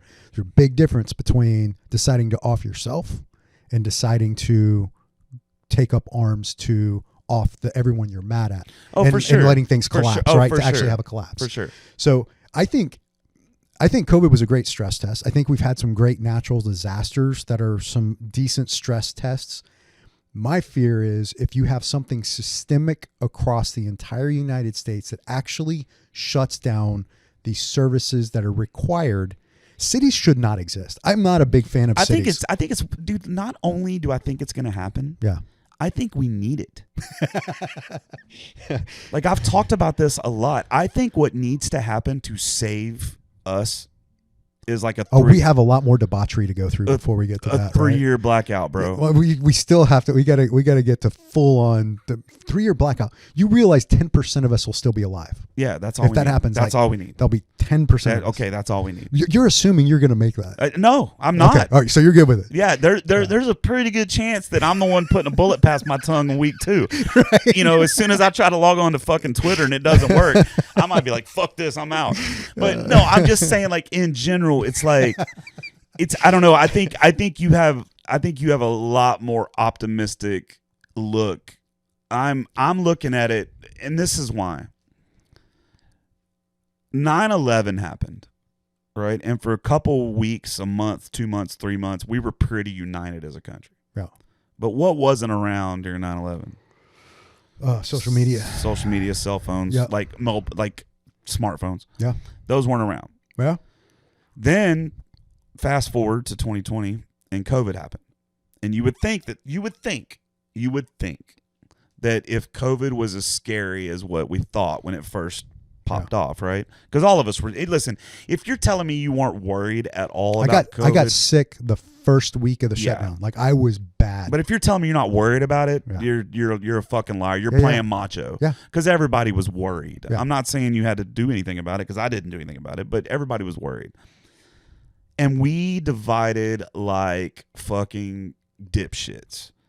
And it was shaming and yelling and screaming, and then we did what, and so that there's that. Also the American government has a huge issue with overreacting when something bad happens.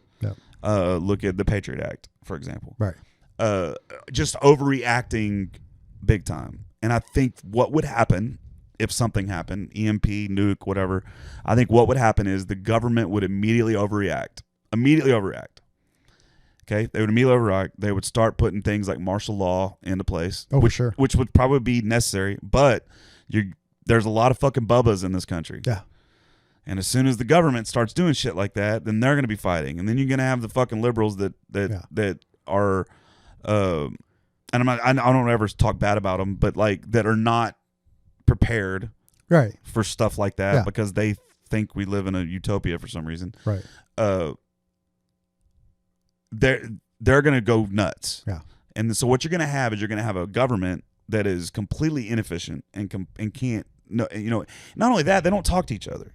Like they say they do. Well, if an EMP happens, no one's talking. Well, no one's talking to anybody, right? And that's the scary part. And then it's chaos. Oh, total chaos. Yeah, I mean, what are you doing? Yeah, like I'll tell you right now. I've already, and I'm not like I'm not a prepper or anything, but me neither. I've been in countries that had no power, had no water, have collapsed, or on the verge of collapse. Like I've seen what that looks like, and it would take a lot to get us there.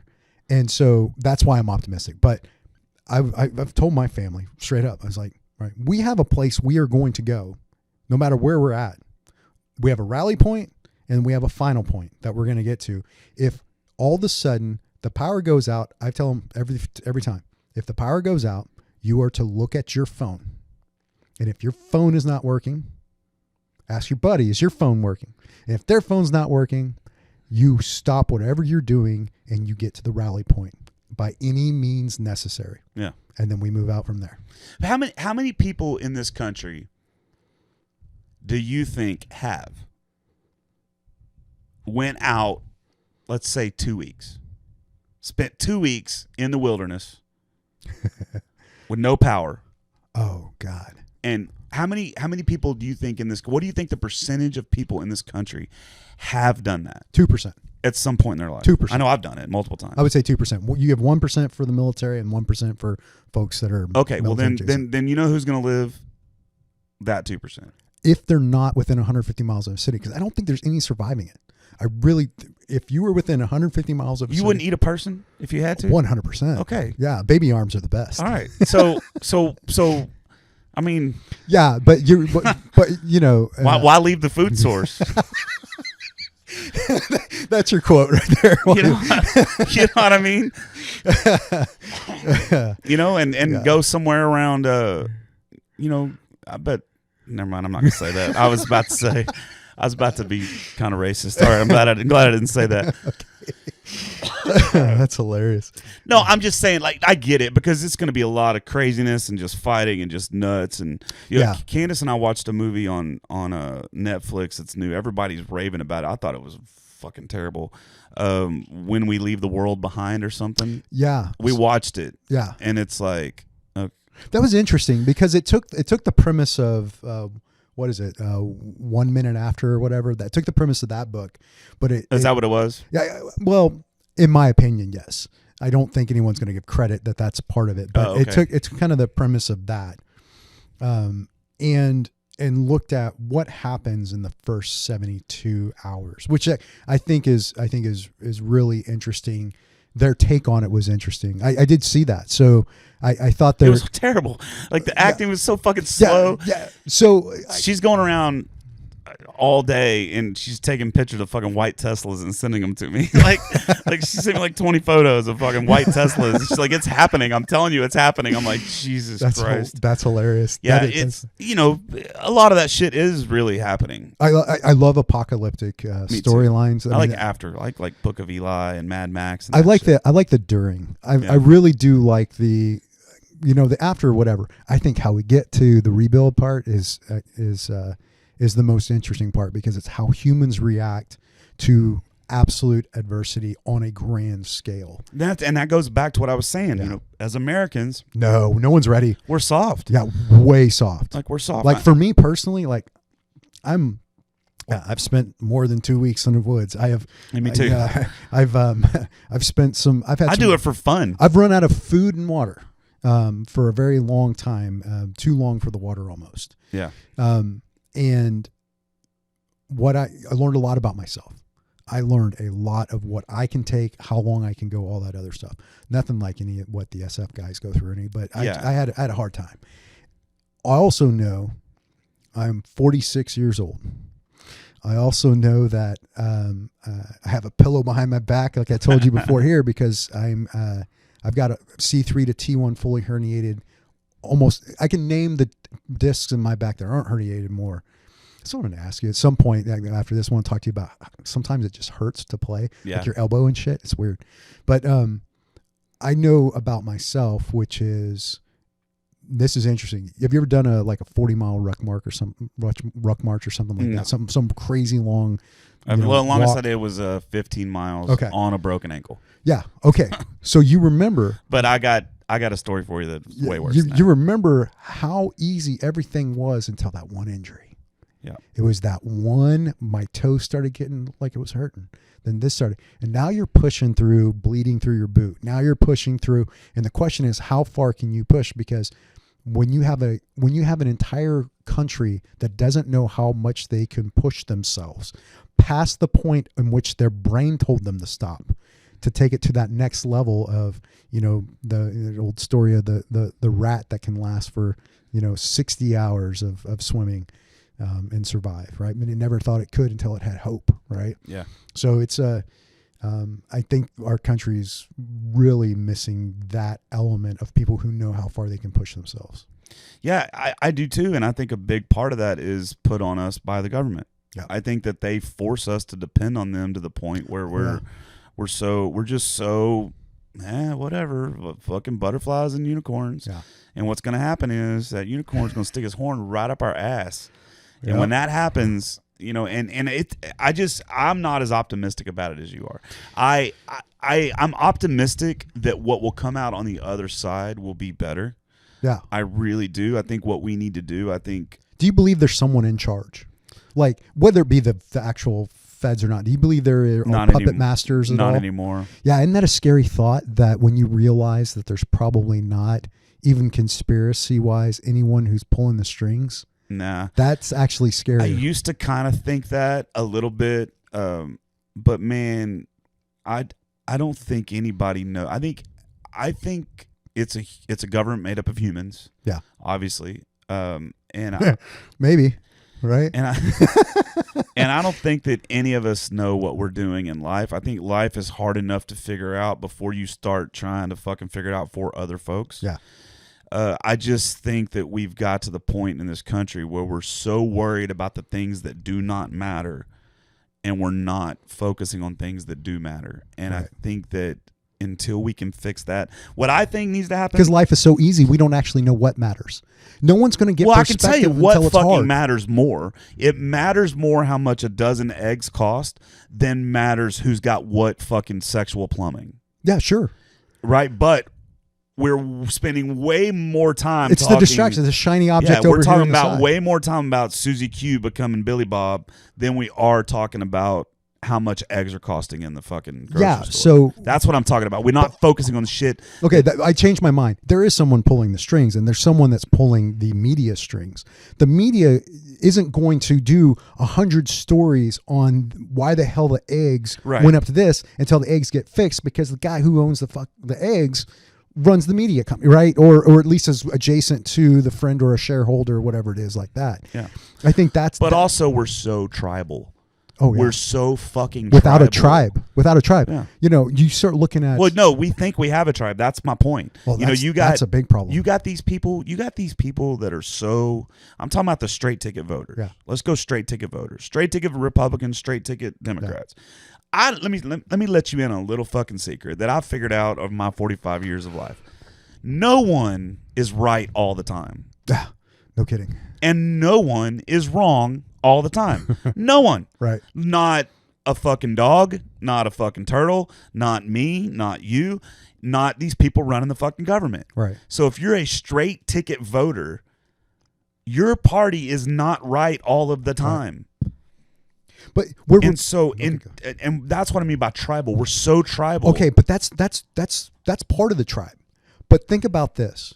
People are starting to identify with things in tribes that are just weird. Like I think I started feeling this way. I think I remember someone started telling me about their gluten diet in 2006. I remember where I was. I just come back from Iraq or whatever, and I'm like, Jesus, like I've had people show up at my door trying to explain a religion less enthusiastic than what you're explaining this, right? And you start looking for that attitude and other things. So now I see it with electric vehicles, right? EVs, man. I'm telling you, that's like a darn near religion. All these, and they're so uneducated about what it takes to build one of those motherfuckers. Yeah, 38 pounds of. I got to be careful on that one. I don't. 38 pounds of slave labor.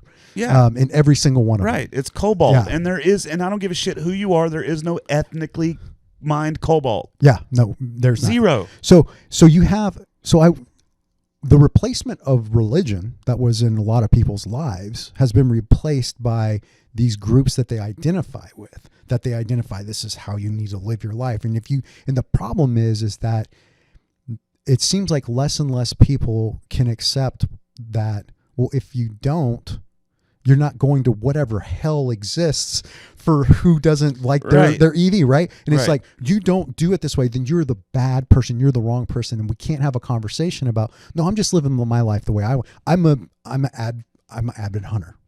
I think the most sustainable way to source my protein is to hunt. Yeah. And every November, I try to hunt enough to make it through at least August. So, that way I've got enough protein. Yeah, fill the freezer. Fill the freezer, right? There are so many people that are like, well, that's the worst thing you can do. And I go, no, there's studies that show that it's the most sustainable thing you can do. Not only that, those fucking dipshits don't know things like population management. Yeah, exactly. So I think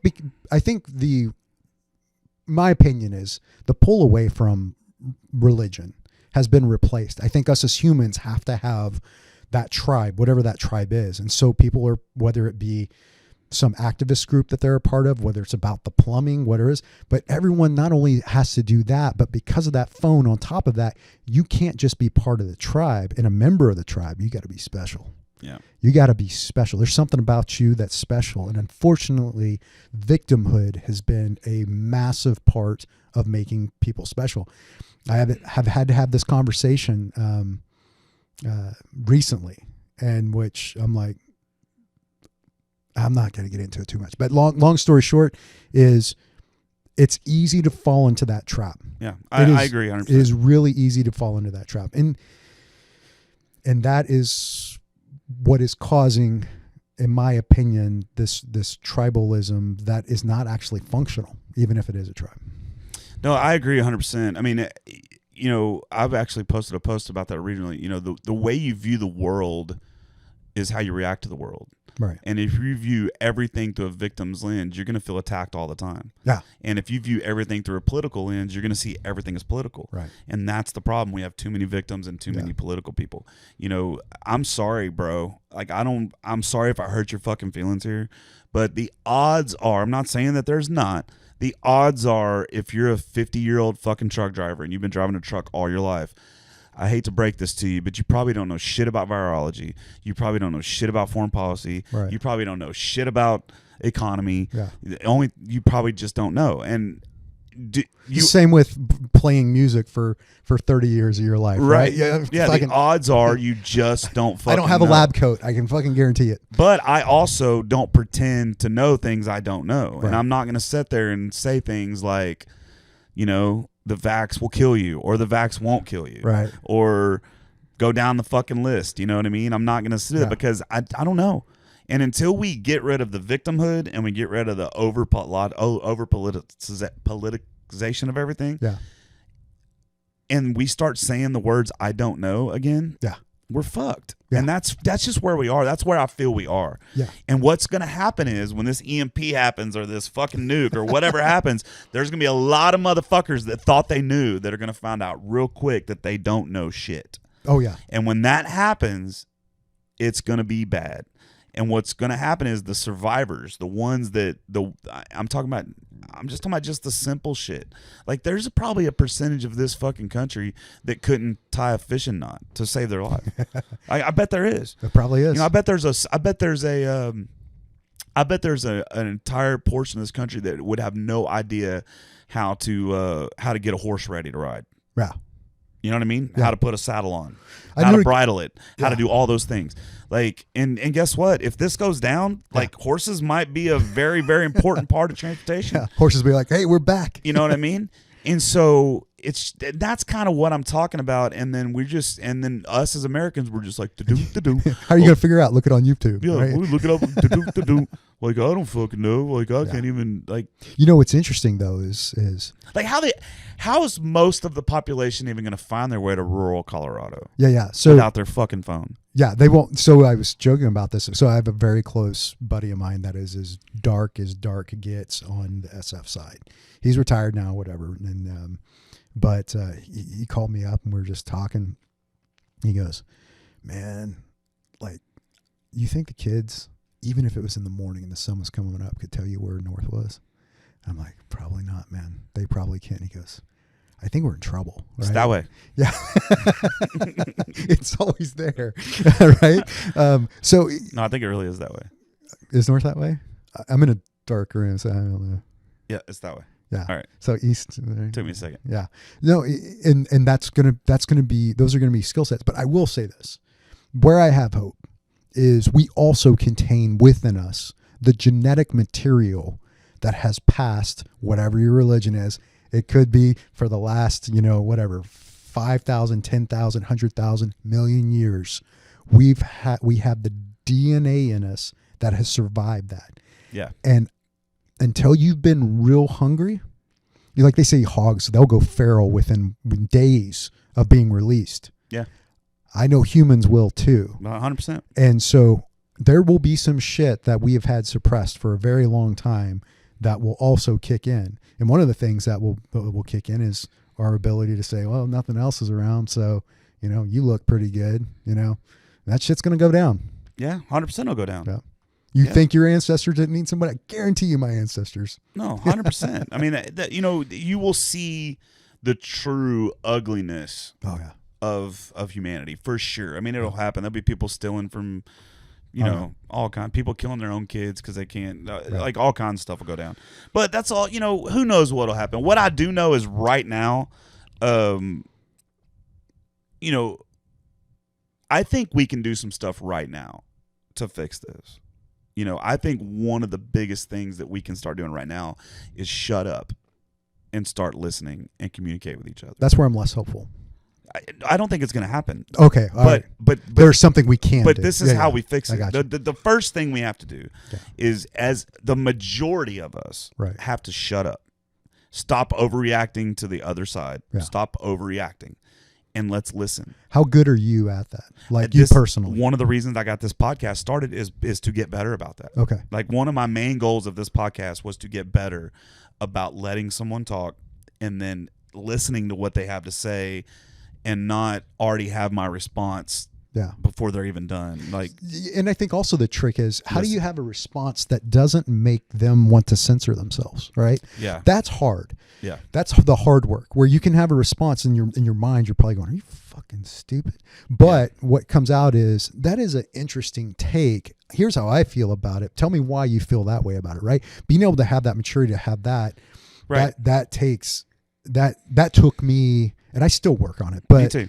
in the corporate government world, wherever, I had to get real good at it because I worked for people on the left, people on the right, whatever. Like I was as apolitical as a human could actually be. And that, I think that's really what kind of made me successful, was being able to do that. But you also have to be able to, body language is the big one, man. How do you keep that body language just completely chill? Because you don't want to alienate anyone. And you also, we could always say this, we can always say, if we could just talk and be able to do that. But being able to check ourselves in that moment, if somebody were to say something that you absolutely don't believe in, and they say plumbing is the most important issue in the United States today, right? And so you can already feel your physical reaction. I wouldn't. Yeah. Right? You feel your physical reaction. You feel how you're going to. But that's another problem, though, right? You also can't. A lot of us do keep our mouth. A lot of people keep their mouth shut now that shouldn't. Right. You should say so. We should be calling these fucking people out. Yeah. We should be calling stuff that's going against social norms what it is. Yeah. It's against social norms. I'm not saying it's right. I'm not saying it's wrong. What I'm saying is it's against social norms, and social norms take a while to change. Just take the homosexual thing. Yeah. Being gay. It's a lot more accepted now than what it was 20 years ago. It's a lot more accepted now than what it was 10 years ago. Yeah. And it's going to continue to be a lot more accepted, as it should. Yeah.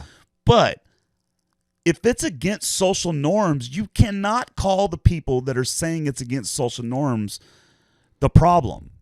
They're not the fucking problem. The problem is you're doing something that is against social norms. That's the problem. You could be 100% right about it, but it is against the social norm. Right. So how the question is, how do you make it become a social norm without alienating the other side and telling them they're fucking full of shit? Right. You know, and that. Yeah. You know, How do you bring folks together? Yeah. Together and say, you know. But if you got some guy out here, right? If you got some guy that's out here and he's saying, let's just use this for an example. I'm not a Christian, right? Okay. I don't know. I'm like, ugh, that's what I am. I don't know. That's what I am.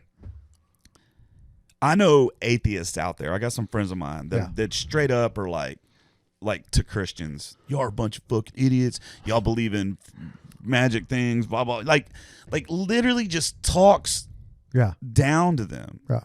Well, guess what you're doing? Guess what you're doing by doing that? Yeah. You're not wrong by being atheist. If you want to be atheist, be atheist. You're not wrong. Right. What you're wrong about is the way you're attacking the other side who believes something different. Yeah, why do you care? Right? If everybody was like me, if agnostic, atheist, whatever, if everybody was like me, right? Those other sides would not persecute us so much. Yeah, so that's the question, which is why do we care so much that everyone think like us or be like us? Why is that a fucking thing? Yeah. You know, it's weird. You know, like I remember my roommate a long time ago. He was bi, right? And we found, you know, he told me, he's like, I was like, cool, yeah, whatever. And then people back at our high school would go, oh, you're living with that person, whatever, you know, and like who cares? Like, who fucking cares? That's he's still my best friend in the whole wide world. That's right? when guys like me. That's when I lean into it. Yeah. So I'm like, yeah, I'll suck his dick every night. I'll say shit like that. Yeah. Yeah. I remove my gag reflex to make his life better. Right. Yeah. Yeah. No, it's like, it cracks me up that I don't understand why everyone wants the whole world to be completely homogenous. Like, Yeah. like if you're atheist, cool, great. I'm glad, I believe this, whatever it might be. You're doing what you're doing, cool, whatever. It doesn't matter to me. Like, until we get to the point, and maybe I think that's maybe the switch. I've never thought of this before. Maybe the switch is the hope to have is that people internalize to themselves that they have no desire for somebody to be exactly like them. Yeah. And if you can get to the point that you don't want someone to be just like you anyways, maybe that's the maturity level that I think we can get to. I think you can. I mean, I'm a walking proof of that. Like, I was raised, the way I was raised was, if you weren't a white Christian male, you were inferior to me. That's just the way I was raised.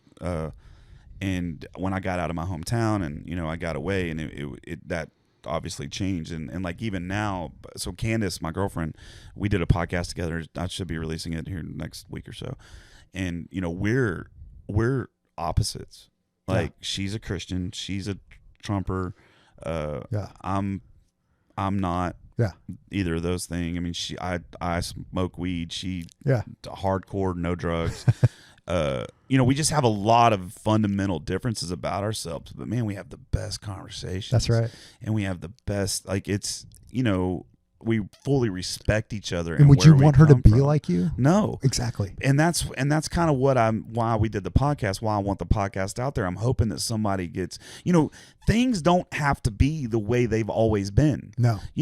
Another example of that. And also, if things change, I don't have to change. Right. Right. But if I was acceptable yesterday, why am I not acceptable? But that's got to go both ways. I know. I mean, you can't tell me because I don't agree with, let's just say transitioning children. Yeah. I don't agree with that. Right. I don't agree with it at all. After they're 18, I don't care what you do. I just don't agree with it. I don't agree with it at all in any situation. Right. You can't tell me that I'm a fucking homophobe or transphobe because of that statement. Right. And that's what's happening. So, like, I don't have to change. My mind on that does not change because y'all. Yeah, but I challenge you to ask yourself the question: is there a situation that your mind would potentially change? Oh, yeah, probably. Right. Yeah. And as long as you're open in the right situation, absolutely. As long as you're open to there are situations. Yeah. There is and you're open to a conversation right around not everything is as cut and dry as it could be, right? And also open to the fact that those decisions don't have to be my decisions. Right. That's true freedom, right? And I think if we can get there, as long as everyone is, even more than that, can we just like not only do I not care that everyone's like me, I don't care what you're like. Yeah. But the problem we have is that if you say one thing that is more liberal than a lot of folks or whatever, all of a sudden everyone's just going, oh my God, you are a leftist, all this other stuff. Or if you say something that's a little bit, I'm feeling a little bit right of center on this issue, now you're a fascist, right? Right. And so I always watch for, did somebody just do a name call thing? Yeah. Right? Oh, for sure. And then I will pause whatever conversation I'm having. Okay, whoa, stop. Let's talk about this because we can have a conversation, but if you're dropping into the name calling, then now this is just rhetoric bullshit. But the problem is that's not happening. No. Where it should be happening. Because it doesn't make money, man. Because it doesn't make money. But it's not happening at the one place where it should be happening. And that is in our federal government. It's not happening at all. Right. They're at each other's fucking throats. Yeah. They're this, they're that. They're trying to get the latest and greatest talking piece that CNN or Fox News can fucking post. You remember old Cokie Roberts? Cokie Roberts. Yeah, she was a newscaster.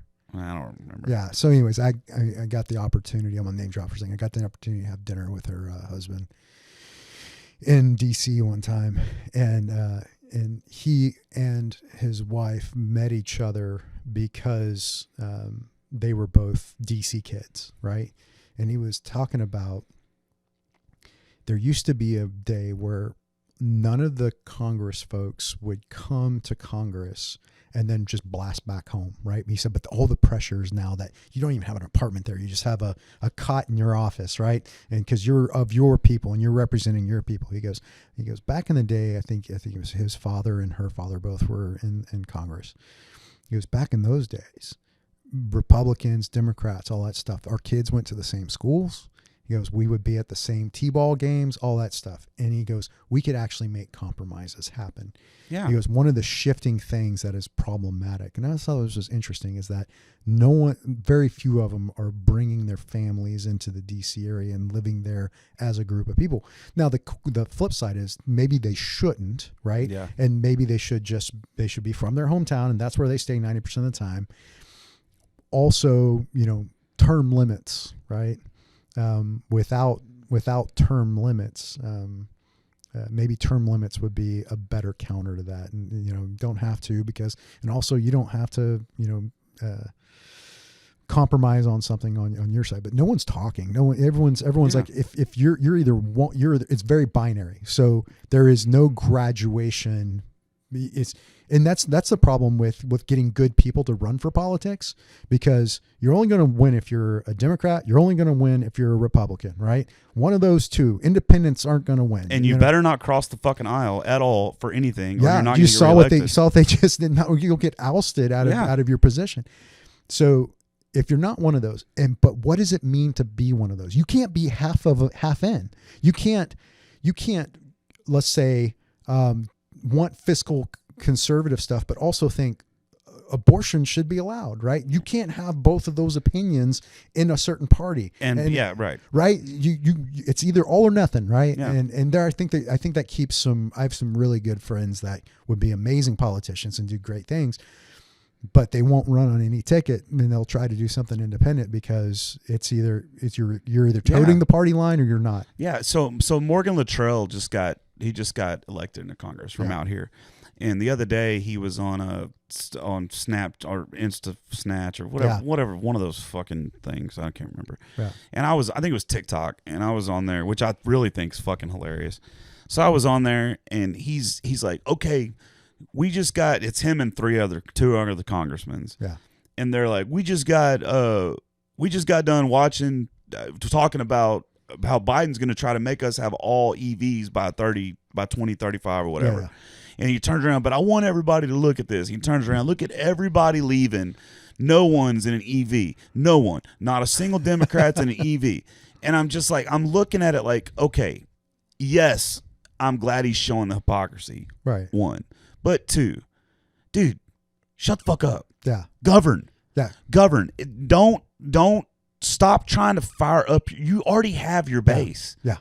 Stop trying to fire up your base to the point where they're just going to because you've got to work. Yeah. Sometimes you got to work against your base. But how do you do, as a politician? I don't know. But I mean, how do you even do it when you see the example that Trump put out there that I'm going to be the most absolute crazy, say some crazy shit and basically, call my opponent, whatever things I want to call him, calling him names. Yeah. And that's how he becomes extremely popular, because he's going to say those things and this base gets fired up. Yeah. And it's like, man, and that's the most divisive shit you can do. And I said it from the time when that motherfucker started, when he announced he was running the first time, when he lost, when he didn't even win and whatever, because he won in what, 2016? But he ran in 2012. Yeah. I was like, golly. And then whenever he ran the next time, and I was like, fuck, he's going to win. I knew it. And I was just like, and it's not that I disagree with a lot of what he had to say. I don't. I do agree. Like, drain the swamp. Like, let's get rid of these motherfuckers. I do. But, man, like, tact, bro. Yeah. Like, basically what America did is they elected me as president. Yeah. Somebody that just fucking talks out of their ass, Right. says whatever the fuck they want without too much giving a shit of who hears it. Man, I was just blown away by it. Now, I'm not going to lie. This last election, I did vote for him 100% because I didn't want the opposite of that to happen. And it did. But to be honest with you, I honestly think that regardless if Trump would have got elected or he would have got elected, I think maybe not the Ukraine war maybe not have happened, and Israel may not, maybe those things wouldn't have happened. But I think financially, economically, we'd be right in the same position, because you can't just give away that much money and that shit not come to roost. Yeah, you can't. I just go back to, I want to vote for someone who's actually comes out on a platform and says, I think we're way divided. I think we need to unite. I want to attempt to unite. Well, Robert Kennedy Jr. Yeah. He's so far in all out of everyone. The only thing he doesn't want to unite is the CDC. Yeah. He wants to ignite that shit. Yeah, as they should be. Yeah. You know, a lot of these initials that are in our government should be highly looked at. Yeah. You know, the Twitter files with the FBI going to Twitter and having them suppress information and shit, and nobody's even talking about it. No. Like, nobody's even fucking talking about it. Like, that's the shit I'm talking about. Dude. We're more worried about who's doing what on the fucking CMAs than we are worried about our federal government. Yeah. Broke the Constitution. That is a fundamental thing on freedom of speech. Yeah. The government. Like, freedom of speech does not protect you from your job firing. And they didn't do it out of ignorance. They said keep this shit quiet. Yeah. Right? That's 100%. So it's like, but you know how many people don't even know that? My dad? Yeah. My dad, who's like a hardcore right-winger, yeah. he doesn't even know that shit exists. Oh yeah, because even the media companies that are more mainstream media, Yeah. you don't want that story. That's not something we're just we're going to mention it to say that if somebody says you've never really brought this up, yeah, we did. We brought it up here on this at 2 a.m. Yeah. You know, we had it here. We brought it up. And so they're not even that, and that's what I'm talking about. They don't want them to look into their shit either. Yeah. But we could talk about this. Listen, I could talk about this shit we could do a 24-hour nonstop podcast. Yeah, I like you, man. I think we have a good conversation. I mean, I love this shit. Yeah. You know, I just wish we could all just shut the fuck up and listen a little bit more and have a little bit. I say this all the time. Without conversation, there's no gateway for respect. Yeah. There's just not. You cannot respect somebody until you can have a legitimate conversation with someone. Yeah. I can't. Right. Like, I'm not going to respect anyone if I don't talk to them. Right. At all. No. So if I never talk to you, then how am I going to, like, that's just the way it works. Yeah. And so, I mean, like I said, we could talk about this all day. I think we're getting close to 3 hours. All right. Let's talk music for a second. Okay. So now you're coming out. You're hitting the back nine. I am. Right? You're hitting the back nine. Yeah. I mean, I'm only a year younger than you are. And you want to play a lot more music after you say I quit to the corporate world. To the world. Yeah. And then so you're thinking about 50?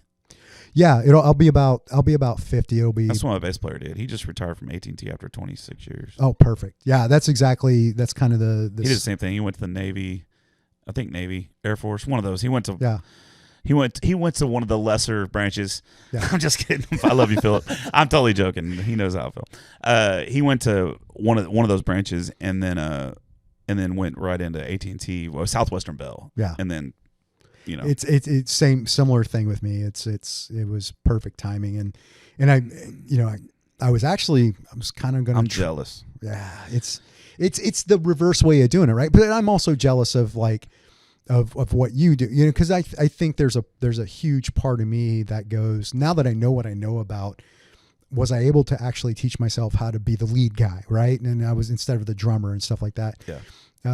I think that would have been a very fulfilling life if I'd have done that as a younger person. It's a huge passion of mine. It was funny. I don't know if you know Greg Petito, guitar player. Yeah.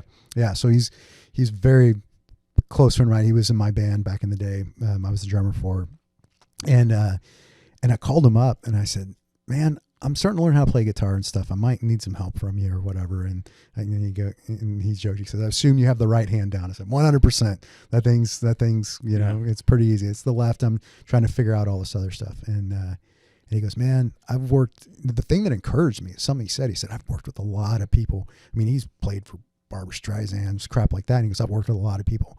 He goes, Josh, I've known you a long time. You have music in you. And, you're making the right choice going down this path. And I was like, okay.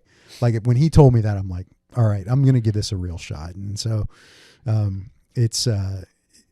originally was going to I really wanted to go around the country mountain biking. And you can do both. Yeah, one of my injuries. So that's what really got me was I one of my injuries came back really bad, and they did an MRI, and the surgeon just my wife, she goes, "I'm going to the doctor with you." I'm like, "Okay, fine." So she's sitting there, and he starts saying, "Hey, based on this, old injury, Army crap that I had a parachute didn't open all the way, hit really bad, messed everything up." He goes, "Based on this and where it's at now," he goes, "it's literally pushed into your spinal cord now." He goes, "Like, you drive a truck, right?" And I was like, "Yeah." And he goes, "Okay, keep driving trucks." He goes, "You don't do any like active sports." And he started listing like, "Don't do rugby, don't do basketball, don't do all this other stuff." He goes, you could be paralyzed." And then she's sitting there, she goes, "What about mountain biking?" He goes, "Oh, hell no. You're one crash away from being paralyzed, man." Yeah, but I'm from the world of, I mean, you're one red light from being paralyzed. Yeah, no doubt, no you know doubt. What I mean, you're one fallen ceiling fan. Yeah. Once I get walk the kid down the aisle one day, Yeah. right, then I'll take my own chances. I just don't want to sure. screw that day up. But anyway, so I picked up the guitar and You started. can roll them down the aisle. I know, right? You know what I mean? Put her on your lap. And just, not that I'm making fun of any other paralyzed person besides Greg Abbott. It's too high up. I'd have to actually, I couldn't do this. I'd have to do that. No, but yeah, dude, I think I made the right choice. Like there's all these little tiny, like I told you, it's like a video game. There's all these little signs that I'm not good, but I can be, and I can get there. Right. And so, the age thing, I'm not like, the worst thing that could happen to me right now is like the Oliver Anthony thing. Like that would really cause a huge fucking problem in my life. Yeah. And no, it wouldn't. It not be supported. No, it wouldn't. Yeah. So, not when you're making $40,000 a fucking week from streaming numbers alone. You're just like, yeah, you know what? That'll pay for anything. Any problems, any issue that you have. That would cause for them. But yeah, and so I've got this path that I've within my first gig was October 8th. It was 8th, I think it was 2022. That's my first paid gig. Was that? In that time to right now, I have paid for I've got a Bose Pro 32 system. I've got a Taylor 700 series, and I got a Martin D28. So do you have... And playing music has paid for all of it. Yeah, that's the way it works. Yeah. Does your Taylor have the Taylor electronics in it? It's got the... Expression system? Yeah, expression system. Take that motherfucker I've got to the a shop. I've got the two. Doesn't fucking matter. Take that. The first thing you need to do when you get off this podcast is take that fucking thing to a I don't shop. play it. I don't play it. I play one song with it because I can do the drum on the side, because that's what the inspection system does help with that. But yeah, I know it's not the greatest. They're terrible, bro. I don't play it live. I usually use my Martin. Yeah, I play a Taylor. I play a Taylor 818. Okay, but it does not have the expression. What did you? A Fishman. I put a Fishman. You put a Fishman. That's because man, and what's really funny is like I'm also a sound guy, right? I've been running sound for years and years and years, and a friend of mine, a little girl, Peyton Riley. She's 15 years old. Yeah. Her parents went out and bought her 2 really nice Taylors, but they kept having issues with sound guys being like, "I can't get it to sound good," and even me. Yeah. Like she played with me, and I was like, "I can't do it." So I went to her dad, and I was like, "Wes, bro, you've got to put pickups in this guitar." Yeah. And I was like, because what happens is if you get up on a level where you're using a lot of different sound guys, every sound guy, whenever they see a Taylor, most of them, every now and then you'll get some dipshit that wants to argue with you about them. Yeah. And I actually called Taylor whenever I got that 818, because I got it in and I played a few shows with it, and I just fought it nonstop. Yeah. And I know what a guitar's supposed to sound like. I've been playing them forever. And I called him, and he's like, "Well, you got to have the tone knob here and the volume knob here and this here." And I was like, if you got to have them set to a certain setting, then why even put the fucking knobs on them? Just set them there and then put a volume knob. Right. Like, now if you're finger picking with those things, that they're pretty decent. Yeah. But if you're strumming on them, they compress. Yeah, I've got the terrible. So the reason I got that Taylor guitar was they're the best playing guitars. Oh yeah, and I had it set up over at Rock and Robin. Greg got me. My buddy Tommy works there. Yeah, Greg Petito is he's like, go to this guy for the setup. So I got it was a limited edition made out of sassafras. So my dad had a song, Sassafras Tea, Strawberry Wine. I saw that guitar, and my wife was with me. We were in That's cool. Yeah, we're in San Antonio, and I said, she goes, "That's the prettiest guitar I've ever seen." It was a ridiculous price. Yeah, 7 Series are nice. Yeah, and so she's like, get it. I'm like, got it. So anyway, she supported that one. She supported the Martin, but now that from playing, I've been able to pay him off. But you said D28. Yeah, That's D20, a nice guitar. D28Z. It was kind of a cool guitar story. I went up to Arkansas to Fayetteville where my daughter was going to school, and I got tired of taking that Taylor out, and a couple reasons. Just I needed a real road dog, and the Taylor's not it. And for mine me, is for me, it just felt like something would happen to it, and I would feel I needed a road dog. And so this place was crazy. It just shut down. It was Sunset Guitars or Sunrise Guitars.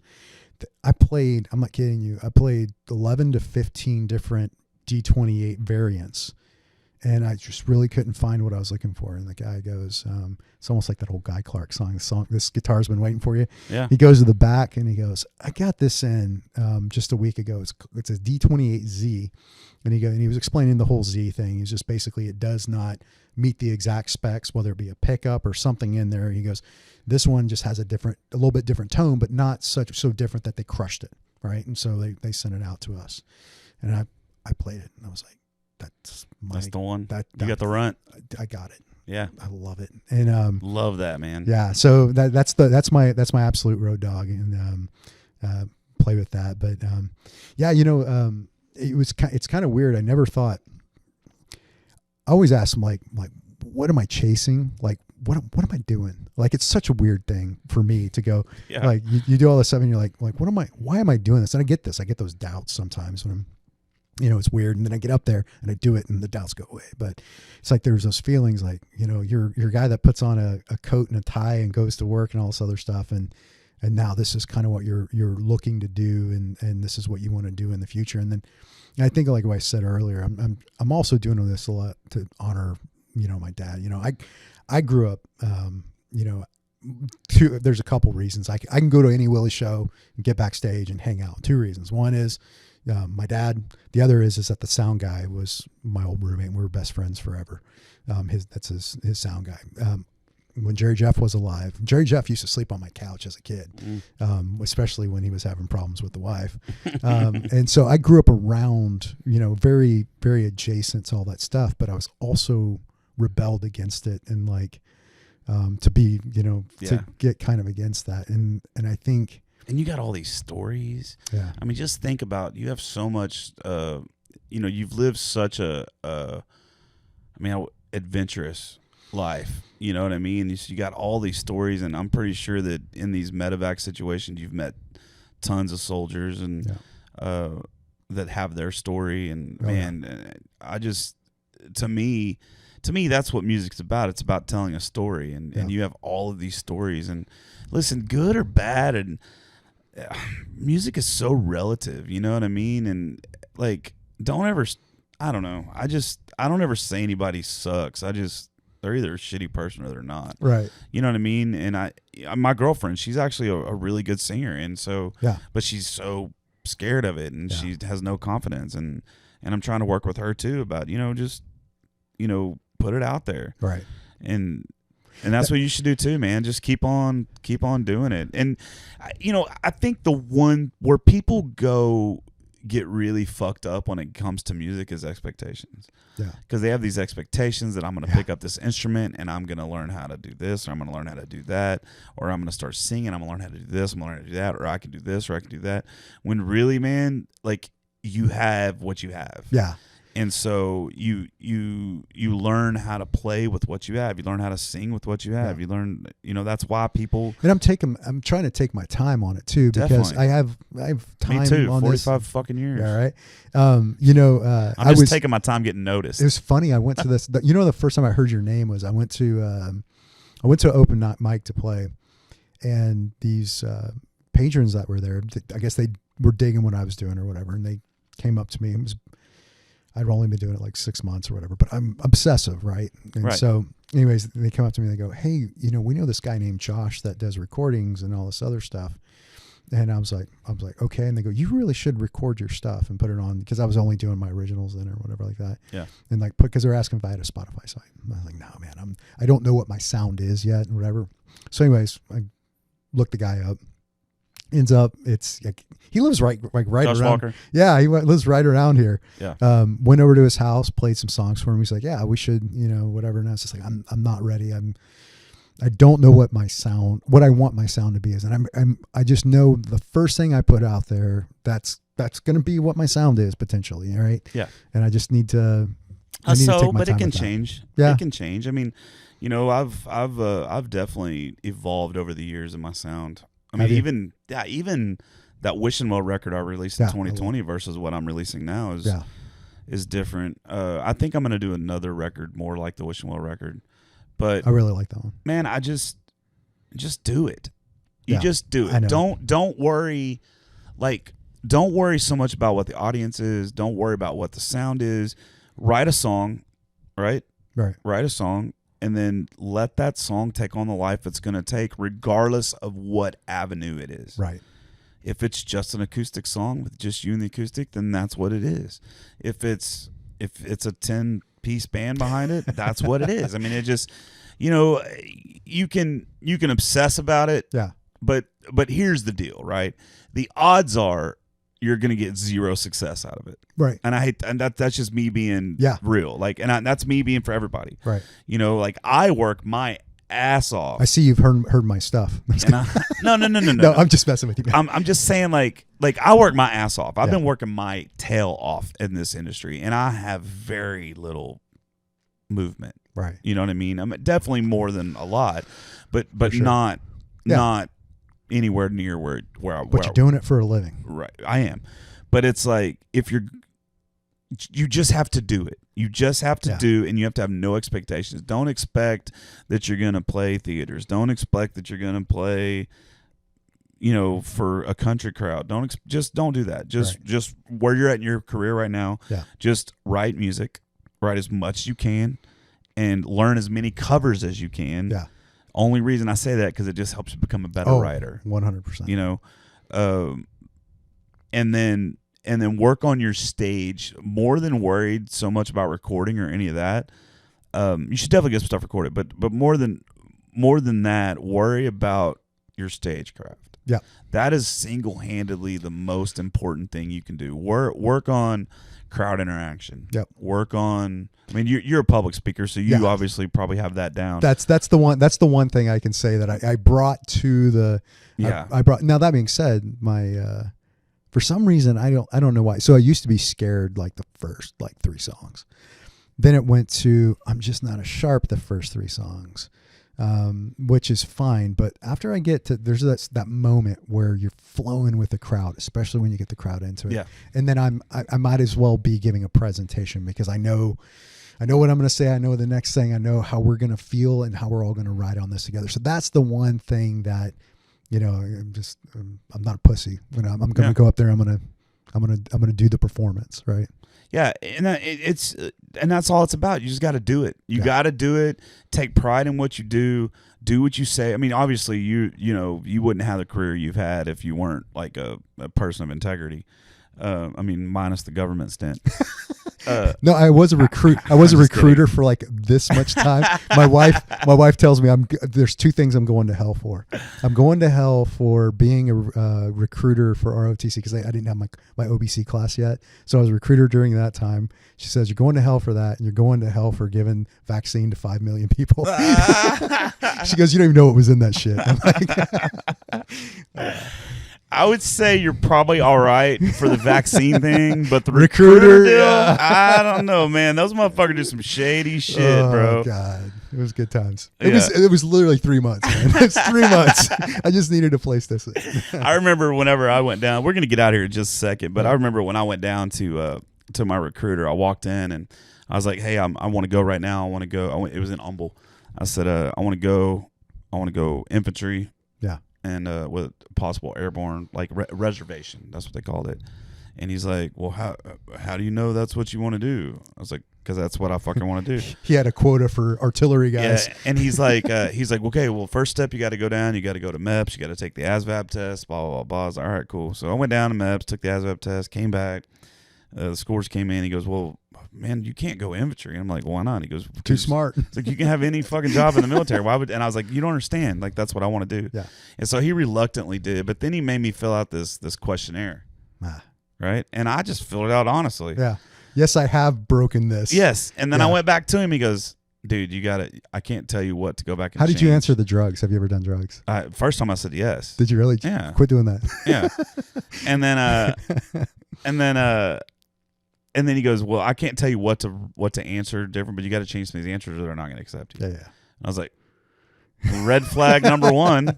Yeah. It's shady as fuck. And so it's so shady. Dude, I've seen recruiters literally giving their guys gold seal so that they can pass the piss test, you know. Well, what's bad is this is where you really know it's bad. And I don't know if it's the same now as what it was. Like I said, this is in 2002. Yeah.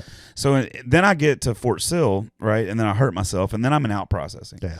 There's 76 of us in out processing, in my out processing unit. That means that very specific 76 people that week Yeah. are out processing basic training. Right. All right? Not out processing the whole army. Yeah. That's just basic training. Right. 76. Yeah. That's a lot of people that people put a lot of work into to slide them under. And guess how many people had legitimate injuries out of those 76? You and one other person. 2 people. Yeah. Me and another guy had his knee fucked up. Yeah. Now there were my buddy Jason, he's the only one I still talk to. He was actually mayor he was the mayor of a town in Michigan for a minute. Jason Smith, super super nice guy. He had a heart murmur that he didn't find out until he got there, and so they sent him back. But man, there were so many people that like they got through on no meds, and they got over there and like, I need my meds. And I'm like, what meds? What meds? You're the ones that make me stop talking to my friend. Yeah. What friend? Yeah. And then so you had those, and then you had all the Section 8s, the guys that tried to kill themselves, and then you had the ones that say they're gay because back then that was part of the rules. You know, there were so many, and I'm like, isn't that dumb? And I'm like, why did y'all come here? If you just want to get sent home, it's not that fucking hard. Yeah. Like, don't be the dumbest one in the group, and you're fucking perfectly all right. Yeah. And I was lucky because, like I said, I went in as a private first class E3. I think. Nice. Maybe E2, but maybe E3 just because of my experience. Right. Because, like I said, I'm 23. I've been working. No one wants to see a 23-year-old E1 anyway. Yeah. So when I got there, I was already doing fire guard. Yeah. I was the one in charge of it and all that shit, which was great because if you pissed me off, you got that second to last fire guard watch. I met one of my best friends on fire guard. Really? Like, absolutely. It was weird. We just sat there. We talked for 10 minutes. We didn't even wake up the next groups. We stayed up all night long just talking. To this day, That's still funny. Yeah, it's so bizarre. Yeah, if you pissed me off during the day, you would get that second to last slot. That sucked. You know, because you couldn't go back to sleep in enough time. And then I always gave myself. I would do one every night, even though I didn't have to. I'd be like, no, I'll do it every night. But I would give myself the last one of the night. Oh, okay. And so what I would do is I would tell my bud, the other guy, I would say, hey, I'm gonna hop in the shower real quick. And I would go get a shower real fast. Yeah. I'd be fucking complete, and then he would go do the same thing, and I'd watch us, and just real quick, we would become, our bunks were made, even though we didn't really mess them up. We slept on top of the bunks because you didn't want to make those things every day. Whenever that drill sergeant come in there, raising hell and waking everybody up, we were already up, ready to go. Or I would do laundry. God, I hated basic training. It was the worst. I had a lot of fun until I didn't. Yeah, it was. I didn't hate it, but my God, it was. How old were you? I was. You were 18, young. 18, 19. Yeah, I was. I went to airborne school at like 30. It sucked. Oh. There was these reasons I had to go because I was going to this unit. And they're like, yeah, you got to airborne school. I'm like, are you fucking? I'm 30. There was 18-year-old kids just running around me. Hey, sir, tell me what the war's like. And I'm like, just get me through this, buddy. And they're like, so you went in whenever in the initial invasion, what was your rank? I was a first lieutenant. First lieutenant. And then when I went back, I was a captain. So you got out as a captain. I did. I was. Are you still service connected at all, or? No, yes, I am. I am actually retired. Oh, okay. I got jacked up. So you got pension and everything. Yeah. Oh, that's cool. No, it's not. It's not cool. It's not cool. You got jacked up, but it's cool. It's at least cool that you're getting some. It's one of the reasons I can retire is because my medical's taken care of. Yeah. Right? So I don't have to worry about And that's one of the things like that's where we're broken as a society is the medical insurance, man. People, I'm lucky. I don't say I'm lucky, but my medical's taken care of. But I haven't had this. So I haven't had insurance since I got divorced. Really? In 2018. I have no insurance. Seriously? No. Wow. Guess what? I haven't done. I haven't been sick. Wow. Vitamin D, that helps me a lot. I don't believe anything those motherfuckers tell me anymore. There's no doubt that I think medicine, I come from the medical background and field and stuff like that, at least for a good portion of my career. And I will tell you, it's unless like, a bone is sticking out here, there's a lot of stuff with medicine that, if you can't get an image of it, they're like, I don't know what's wrong with you. I'm sorry, It's like, no, seriously, this really hurts. Well, there was a point whenever I did have medical insurance where I'm going to just give a few little stories. When I was 19, 20, 21, I was working in manufacturing and had really good insurance. Yeah. And this is back when insurance was good. Yeah. And so I went down, I was having headaches. Wow. And so I was like, man, maybe I need to get my eyes checked. So I went down to just a normal eye doctor or whatever. He saw something and less than 24 hours, I'm downtown in the medical center. Oh shit. Like MD Anderson stuff? Yeah. And they are doing all these tests. He had found something on my optic nerve thinking it was a tumor. And for like 3 days, I thought I had a brain tumor. And the doctors were like doing everything they could do. Then come to find out it was a calcium deposit on my optic nerve that's almost like a birthmark. Okay. So that's not causing any issues. Got it. But I thought I had a brain tumor. Then it went from there. Next thing you know, I'm having a spinal because of the headaches. Now they're giving me a spinal tap because they think maybe it's spinal meningitis. And then so basically what happened is what was giving me a headache, I had a fucking sinus infection. Jesus. So that kind of started my whole thing of like, okay, these motherfuckers don't know what they're talking about. Dude, I had my appendix rupture. Like I died. They, doing the compressions, the whole thing. My appendix ruptured. They didn't catch it for a week later. And I mean, I was in the hospital from like September to December. It's nuts, man. And then it seems like every time I would go to the doctor, I would just get put on another medication. Yeah. And then something happened to me in 2019. I was on a mountain climbing trip, and I had my first edible. Okay. Okay. How many milligrams? I think it was like 10. Oh, okay. Not like 200 no, hero dose or anything? It was a small. And so, because in Colorado, you can only buy them in 100 milligram packages with 10 packs, so they're 10 each. Yeah. And so, in a mountain, I slept like a fucking baby with no medication, no nothing. At this time, I was on 4 medications. I was on a blood pressure medication. Yeah. I was on a painkiller, a muscle relaxer, and a hypothyroidism pill. Yeah. All 4 of those pills. Taking them every day. Hypo or hyper? Hypo. Okay. Hypothyroidism. Got it. Which I guess that's the lower end. Lower. Yeah. Yeah. And so I'm like, all right. So then I liked it so much, I brought some back. Yeah. Can I say that? No. No, I didn't bring them back. Fuck that. We bring You them back. used every them time. at the border. No, fuck that. We brought them all back. I don't care. If I get arrested for something I say on this podcast, then fuck it. That's another podcast. And so I started eating them every day. Yeah. And then I stopped taking my medication. And then I went down and had all my levels checked and everything. Guess what? I no longer had high blood pressure. No longer had hypothyroidism. My neck, because I had surgery on my neck. Yeah. My neck, no more stiffness, no more pain. Now, if I go 3 days without having it, my neck will lock up on me. Oh, yeah. So now the reason I'm on the blood pressure is because I'm actually sleeping now. Right. Oh, and I was also on a sleep aid. I forgot about that. Okay. Temazepam, I think is the one I was taking, which is like a anti-anxiety and a sleep aid. So the anti-anxiety kicks in like an hour and then the sleep aid kicks in since then. And so I partake every night from something that's just a little treat. I just eat every night. And now I'm up to like 50 milligrams a night. And sometimes I'll get 100, 200 just if I want to have a good time. Right. But man, and that right there, just that one thing makes you go, that's all bullshit. That's all bullshit. Yeah. I mean, it's not all bullshit. Yeah, obviously, yeah. You can, there's some. Yeah. You get cancer or some shit like that. And you got to go through whatever you got to go through. But like, yeah, it's all bullshit. And so it's like, and not only that, if you really start looking at things like the human biology, and you're you're more medical knowledgeable than I am.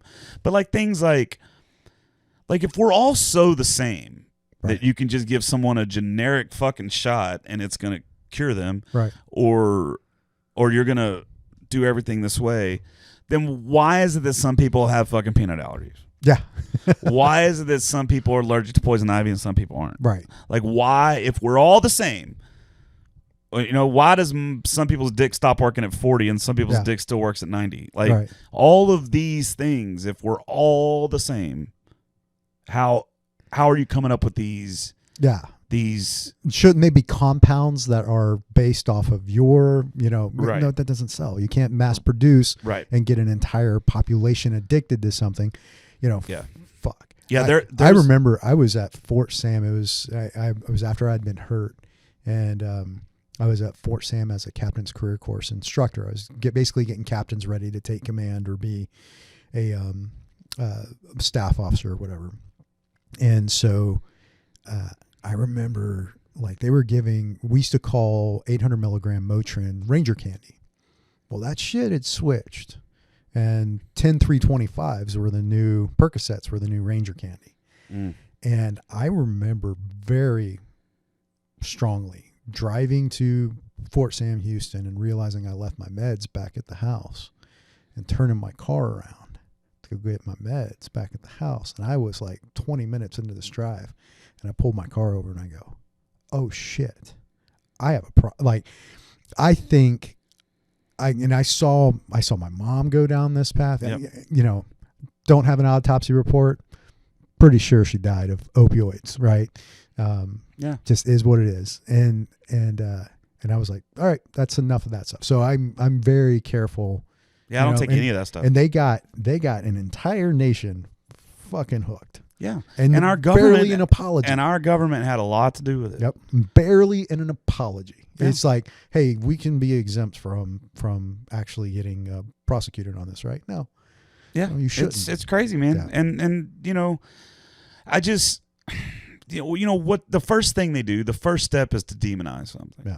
Right? Like you're going to automatically demonize mushrooms. You're going to automatically weed is still a Schedule I fucking drug.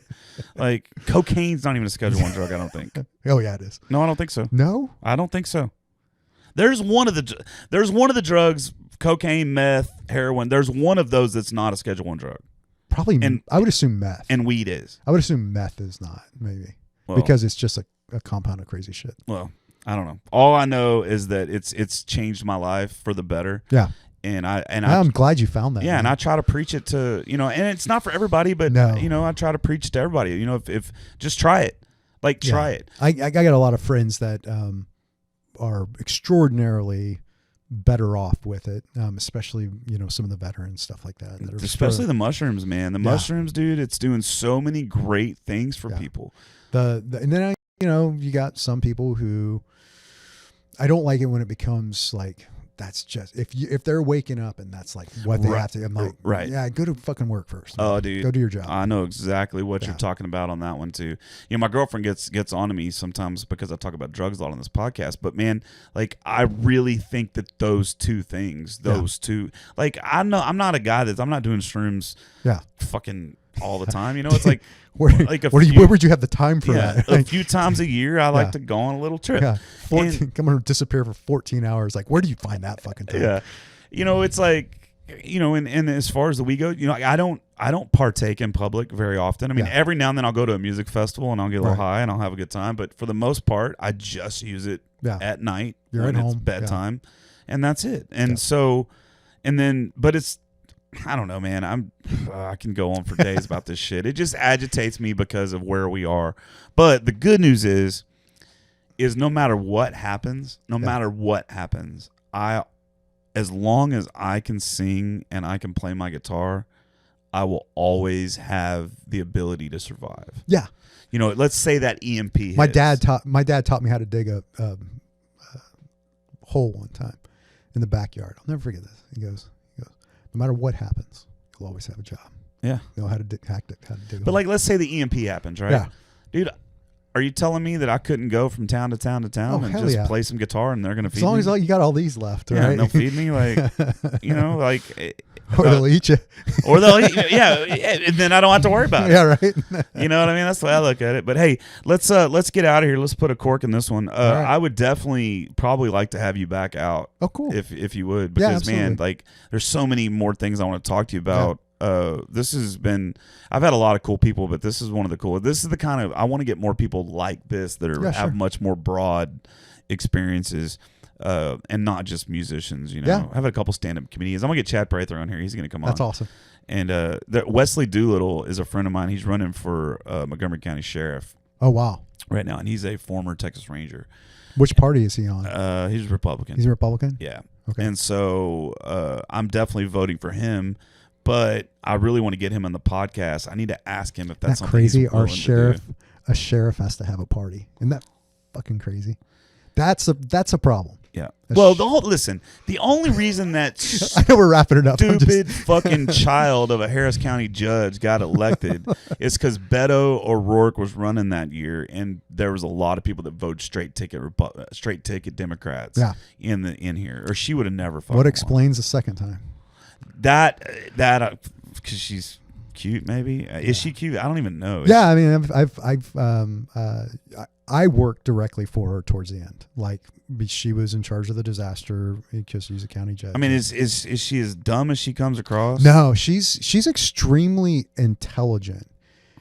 She's also, at least when I worked there, she's ate up with the ideology. that's one of them. Yeah. But also, where the fuck were you when you were 28 years old? Like, Right. Like, imagine all of a sudden you have unchecked, Right. so for the most part, unchecked power when you're there, and you have to make really hard decisions really fast. One thing we definitely need is age restrictions. Age restrictions for public office, both on the young side and the old side. I really do. I think it's bullshit. I think it's bullshit that by the age 60 you're being forced out of your normal job, but but you don't have to be. She, you know, her and I would get into it. Like, she would scream at me, and I would be like, not many people pushed back on her. I would, not because I'm some sort of badass or something, because I did. Hey, I'm going to give you the best advice I can for us to get through this shitty situation. Yeah. But my family was done with her when the freeze happened, and one of our freezers full of vaccine started thawing. I didn't have time. Like, I had to make decisions, and she doesn't like other people making decisions at all. Like, she wants the data, and the data will drive the decision and all this. And I'm like, sometimes you got to go with your fucking gut. Yeah. And at the time, I'm like, all right, where's their high populations? Jail's high population. University of Houston's high population. Other universities are high population. Give them all phone calls right now. See how much they can take, because this stuff is thought out, and I have a clock, or we're going to waste all this vaccine. Yeah. And this was during the freeze. And I just made decisions. I had to. I tried to call and inform people, but people weren't picking up. Finally, somebody found out my decision that I'd made. And I was on speakerphone with her because I had my radio going on over here, and I had to talk on the radio. It was just, like cops' radios and stuff. And my family's in the room, and she starts screaming at me at the top of her lungs. And her chief of staff took the phone away from her and said, "Josh, keep doing what you're doing. You did the right thing. I'll take care of this." And I did. And he quit 2 months later. I mean, she's fucking 28, dude. Yeah, dude. You know what 28 I mean? in the middle of a pandemic. Now she's 31 or whatever. But yeah, in the middle of a pandemic, dealing with this stuff. When I was it just reminded me as a brand new lieutenant. So I had a lot of tolerance for her behavior because I was in the same bullshit in the middle of a war, right? Yeah. I made some fucked up decisions as a leader that I look back on and cringe at. I've even called people and apologized 20 years later. Just hey, I was a fucking bad leader. I went to lunch with one the other day. It's like, hey, I could have been better for you. And he's like, you got us through that. And he goes, I know you were an asshole, but you got us through it. I was like, yeah, but I could have been better. Yeah. And so, and that's what I strive to be, is take those lessons, know that I was an asshole, and just be better. And so I do have a lot more tolerance for that type of behavior and stuff. But man, do you live in Harris County? I do. Yeah. Yeah. What area do you live in? Tomball. Yeah, that sucks. That's part of Harris County. Yeah. Because it doesn't feel like Harris County. Yeah. Yeah, it does not. It does not. Maybe next time we can talk about all that stuff. So. Yeah, you couldn't pay me to live in Harris County. Understood. At all. Like you couldn't. Somebody could say you're gonna be on world tour tomorrow, but you have to move to Harris County. I'd be like, nah, fuck you, I'll start. Like I just. Well, that's a good thing about a world tour. You just store your shit here. Yeah, well, there's that. There's that. So, all right, brother. Well, man, it's good meeting Yeah. you. Good talking to you. Great Let's definitely do it again, man. Just keep playing music, bro. Keep playing music. Keep being a cool dude. Yeah, we'll do. And you know, if the shit hits the fan in the next few months, maybe you'll be the one I'll call and be like, help.